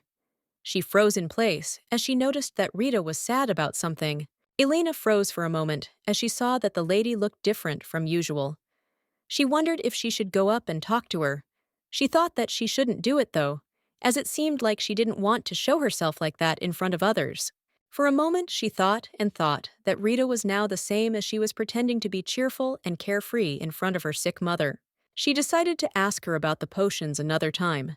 But a moment later, the young lady noticed a young man who approached Rita. She noticed that Rita's face changed with lightning speed, and she looked at him with a radiant smile. Venture in turn looked at her with a soft smile. The young lady walked back slowly.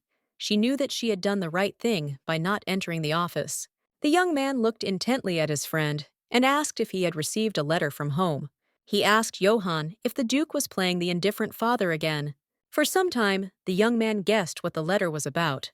He understood perfectly well that the letter contained dry greetings and questions the answers to which he did not care about. The Duke wrote to his son that he had not lived up to his expectations. He asked his son if he really thought that he didn't have to try at all. He told his son that he shouldn't be arrogant. Todd, with a smile, asked Johann if the Duke was as disappointed as last time. He smiled and said that he thought the Duke should learn not to be disappointed, since Johann would probably remain second. Moments later, the young man froze in place.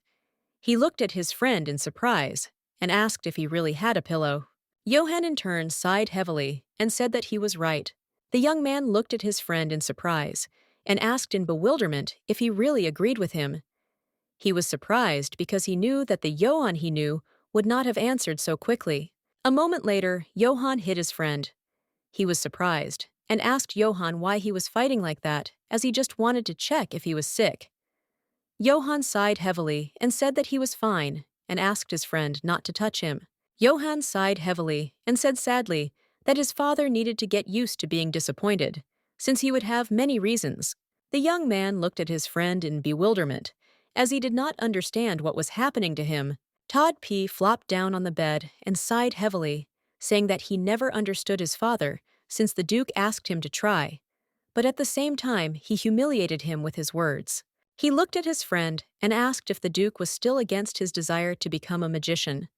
He sighed heavily and said that it seemed obvious. Johann sighed heavily as he knew that he couldn't become a knight either, so as not to surpass his older brother Maggie is of a lower status. So the path there was also closed to him. In their era, magic was highly valued, and only a few with conservative views treated magicians so dismissively. One of such people was the Duke. The young man was puzzled and did not understand why the Duke could not let him live his own life. He knew that Johann was not allowed to stand out and relax either. He thought that everyone in his family had gone crazy. Todd looked at his friend and said that it didn't apply to him as he was quite healthy. He breathed a sigh of relief as he saw that his friend understood everything. The young man looked at his friend with a smile and began to support him in his own way. Johann was grateful to his friend. He knew that his family of knights, who were infinitely devoted to the emperor. Here he was born and received a name that he should proudly bear. All this was of such great importance that he never dared to contradict his father. For a moment he thought and remembered the young lady. She had asked him about his thoughts. Then she wanted to know what he really wanted to do. He sighed heavily and wondered if he could continue to live like this. The young lady looked closely at the new horse. It was the first time she had seen it. She remembered that she had recently been asked to take care of a horse that had been sent from the Marquis's residence. She wondered if it was really her. A moment later, she heard someone's voice and turned around. Mark looked at the young lady in surprise, as he did not expect to see her at all. She in turn looked at him in bewilderment, as she was surprised to see him in such a place. Mark gasped and asked if she didn't know it was his horse. He said he thought he had mentioned it. The young lady looked at him intently and said she would remember that today. She looked closely at the young man, for she saw that the horse suited him perfectly. Mark asked the lady why she looked so surprised. He said that it hurt him. She said she used to think he preferred the crew. He looked at him closely and asked if she wanted a ride. Elena said that she usually doesn't refuse. He smiled and asked who would refuse. She looked closely at the horse and asked what its name was. The young man, without taking his eyes off the young lady, said that his horse's name was Hilta. The lady looked at the horse with a bright smile and called it by name. Mark looked at her intently, asked if she had been so good with horses since childhood. Elena said that it was not so, and Johann taught her this. Mark looked at her in surprise and asked how she got a job at the stable. She looked at him intently and said that nothing was impossible. He slowly extended his hand to her and said that he would now sit her down. She agreed with him. Mark looked closely at the young lady, as he saw that she had very small hands. Having asked for forgiveness, he, with the speed of lightning, seated her on the horse. He looked at her in surprise as he saw that she was as light as a feather. He noticed that she had a very restrained delight. Mark knew that her expression gave her away. He noticed that she was not at all what she seemed at first glance. He noticed that she was a lively and fragile lady. He wondered if that was why he couldn't stop looking at her. She smiled and thanked him for giving her such an opportunity. He smiled and said that it was no wonder that she was so good at all, since everything was clean and without unnecessary movements. A moment later, the young men turned around as someone called the lady. Johann looked at her with a smile as he had finally found her. But in an instant, Johann's face changed. The young lady looked at Johann in surprise. Mark in turn looked intently at the young man, as he looked as if he had caught the lady cheating. Mark looked at the young man intently, knowing that his feelings were not mutual. He wondered with a smirk what he had to worry about. He was a little excited. He knew that the young lady was working in the stables today. He knew that, in other words, this was just a wonderful opportunity to be alone with her. However, he went searching, but it was all in vain. He froze in shock as he realized that they had been unexpectedly interrupted. He quickly approached the young people and said that his horse was sick. The lady asked the Mark if he would go for a ride. Mark looked at the young lady and said that she could take the horse to the stable as he had to get back. Johann separated them, citing his horse's illness. The young lady walked up to the horse, looked at it, and asked how it was feeling. She was surprised because she saw that the horse was healthy. But a moment later, the young lady screamed as the horse fell. The young man, in turn, was very glad that the horse listened to him. Johann looked at his companion and said with a smile that the horse seemed to be feeling better already. Elena sighed heavily and said that she didn't see any wounds anywhere. She didn't understand what had happened to him. She was worried and wondered if he was really okay. The young man, in turn, looked intently at the lady. He was happy and wanted to admire this picture forever. He knew that he should not despair at all, and that he had to quickly make up for lost time. He could offer her to participate in the races, where there was a monetary reward, and under the pretext of training, invite her to his home. He knew that everything would turn out just perfect. He was very positive, as he knew that he would definitely win the young lady's heart. Vincher looked carefully at everyone present and said that today they would decide which potions would be sold during the festival. He handed everyone present a sheet of paper and said that they should write down their ideas, and once the sheets were collected, they would vote, and first and second place would receive a cash prize. He looked at everyone present and said that they could begin. He glanced sideways at the young lady as he knew he needed to determine what potion she had chosen. He knew it wouldn't be hard to figure out, as she had come up with something ingenious. The young man looked closely at everyone present and said that all the sheets had been submitted, and they could look at the candidates. He said that the first idea is a coloring potion. It is written that it separately acts on the eyes, hair, eyebrows, and others. Johann was surprised as the potion and its preparation were well thought out. He glanced sideways at the lady's magic, wondering if she could offer such a thing. He looked at her closely as he realized that she would hardly react like that to her own idea. Winter O sounded the next potion, which changed a person's voice, raising it by several tones. Johann thought the idea was very interesting, but rather controversial. He thought it was not suitable for the young lady. The young man looked closely at Mark, as the sheet said that he would vote for someone else. A moment later, the young man pulled out the last sheet. He read the title in surprise and froze as someone suggested a clear eye potion. Johann froze in place in surprise, as he did not understand what he had heard. The young man read all its pros and how it could be used. Johann froze in surprise, as he did not understand who would buy it at all. For a moment, he wondered who had suggested it. He had his own guesses. He smiled and thought about the first option, but a moment later, he looked at the young lady in surprise as she suddenly became quiet. He wondered if she was tired in such a short time. He froze in surprise when he saw the expression on her face. A moment later, he realized that the idea was hers. He was shocked and wondered how he could have thought of such a thing, her proposals. He understood perfectly well that this was not quite right for a festival. He wondered if she didn't understand what a festival was. Johann wondered if she had never attended these events. He froze in place as he realized that she had lost her father early and had worked a lot since then, and she had no time to go to such events. He looked sideways at the young lady with tears in his eyes. A moment later, the young people began voting for his beloved's idea with tears in his eyes. He understood that no one else would vote for this potion. A moment later, the young man said they could now count the votes. He said that the potion of clear eyes was only one voice. Johann, with a satisfied smile, realized that it was only his. But a moment later, the young man said that someone else had voted for the potion. He exhaled heavily as he realized that he had miraculously snatched second place. But a moment later, he heard someone else vote for the potion. Johann was shocked as he understood that the logic of the members of this club was beyond his understanding. Johann glanced sideways at the young lady as he noticed that she was pleased. He knew that the dubious future of some club was nothing compared to this.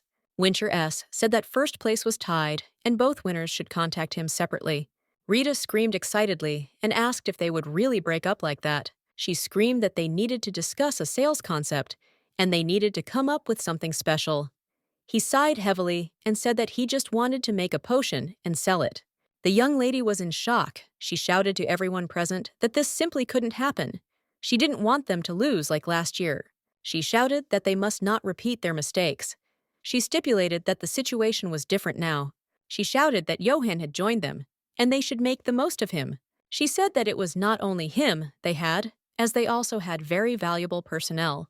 Johann looked closely at the young lady, as he understood that she had spoken very well up until then, but he did not understand why she had taken the mark into account. Rita looked at the young man and asked if he would mind taking off his glasses. He thought for a moment and said that it could be taken off. She looked at him in surprise and asked if he was serious now, and she also thanked him. Mark glanced sideways at the young man, as he knew that this was a challenge for him, as Johann had recently made a similar attempt to get closer to the lady. Johann looked closely at the young man, as this was all very suspicious, and he had a bad feeling. Elena slowly returned with a gift in her hands. She was glad because with the scope of the young lady, she has a very good salary this month. In addition, she was given a special award from the Academy, which added a reward for maintaining the meticulous care of the garden and her enormous contribution to the beauty of the landscape.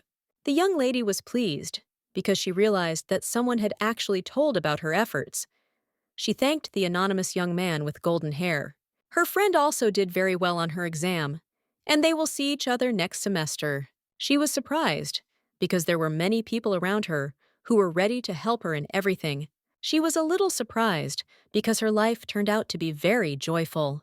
The young lady came to her mother with a smile on her face, as well as a prepared gift. The lady looked at her daughter in surprise and asked why she bought it. She said that she never left the house anyway. The lady told her mother that her clothes were already worn out. She looked at her mother and asked if she really wanted criticism towards them. Madame was surprised and could not think who dared to condemn her daughter.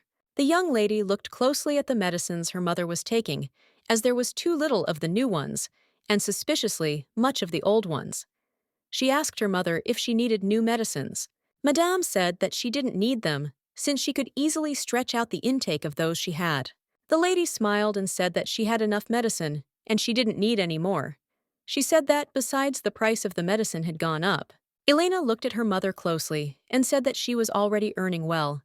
And this time, she received a scholarship again, so there was no need to worry about spending. She said that she had a lot of money now. The lady smiled and said that if everything went to her, then nothing would be left for her daughter. She said that she knew her body better, so everything was fine. The young lady in turn screamed angrily and told her mother to stop. The young lady was slowly going about her business. She knew that she was on vacation. She needed to start lessons with her neighbor and decide on the number of embroideries to be delivered. A moment later, someone called her, but she was lost in her thoughts and did not hear anyone. She knew that if her mother's illness worsened, she would not have enough money to call a doctor. She knew that she needed to look for a new job. Johann walked excitedly up to the young lady and grabbed her hand, calling her name. He looked at her closely and said that she needed to add blue leaves instead of scarlet ones. The young lady was taken aback and thanked her friend for his help. She realized that she had almost added the wrong ingredient. He suggested that she take a break, and she agreed. Johann looked closely at the young lady and called her. He wanted to know what was wrong with her. She sighed heavily and said that everything was fine, and nothing had happened to her. They sat quietly for a while. He sighed and said that after joining the academy, he felt absolutely terrible for several days. Johann said that he was embarrassed to admit it, but he was restless, and then he accidentally came across the garden. He said that he walked wherever his eyes looked, because he wanted to unwind a little. He smiled and said that that day he met a girl who told him that he was not smiling. He looked at the young lady intently and said that she had supported him then. He smiled and, looking at her, said that then she called him a friend. He said that she herself did not know, but she helped him a lot. Johann said that he would be happy to reciprocate, since she is his friend.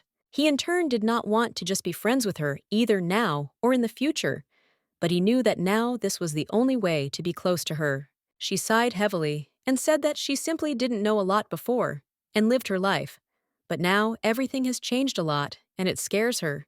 He smiled and asked if she knew about the festival. She said she had heard about it. Leaflets with news about the upcoming festival were flying all over the area, and she was the one who was handling these leaflets. He looked at her closely and asked if she wanted to go with him. He smiled and said that it would be great if her mother joined them.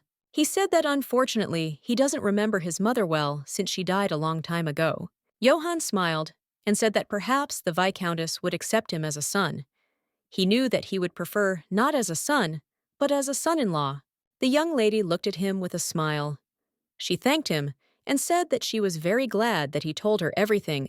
He looked at her intently and said that they, knowing whether he was worthy of her gratitude, he looked at her with a smile and said that it was time for them to go. The young lady in turn also looked at him with a soft smile and agreed with him. The young lady looked at everyone present and said that today they should decide on the concept of their club. During the festival, she said that everyone should suggest their ideas. Emily looked at the crowd and said she had one thought. A moment later, she told everyone present about everything, and after the wedding story was over, she said that if they didn't like her idea, she wouldn't insist. Wincher began to say that her idea was good, but a moment later, the young lady interrupted him and told Emily with a smile that it was a very excellent one idea. Elena Yu smiled and said that they could dress up as magicians and sell potions. Emily looked at everyone present. She was glad that everyone was supporting her. Rita said with a joyful smile that then everything was decided and she would certainly get busy preparing the costumes. Mark looked at his friend in surprise and asked where he had disappeared to. Since the lesson had long since ended, he sighed heavily and said that he had one thing to do. He noticed that his friend had a special book on the ancient language.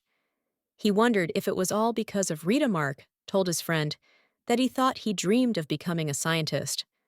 But it seems he decided to become a teacher. The young man sighed heavily as his friend was irritating him. He spoke as if he knew everything. He said that Rita had always had problems with her grades and almost failed her exams, and he was just giving her a little help as a fellow club member. Mark smiled and said that maybe that was true. Vincher looked at his friend with bewilderment and asked what he was getting at. Mark smiled and asked his friend with a grin, "Since when?"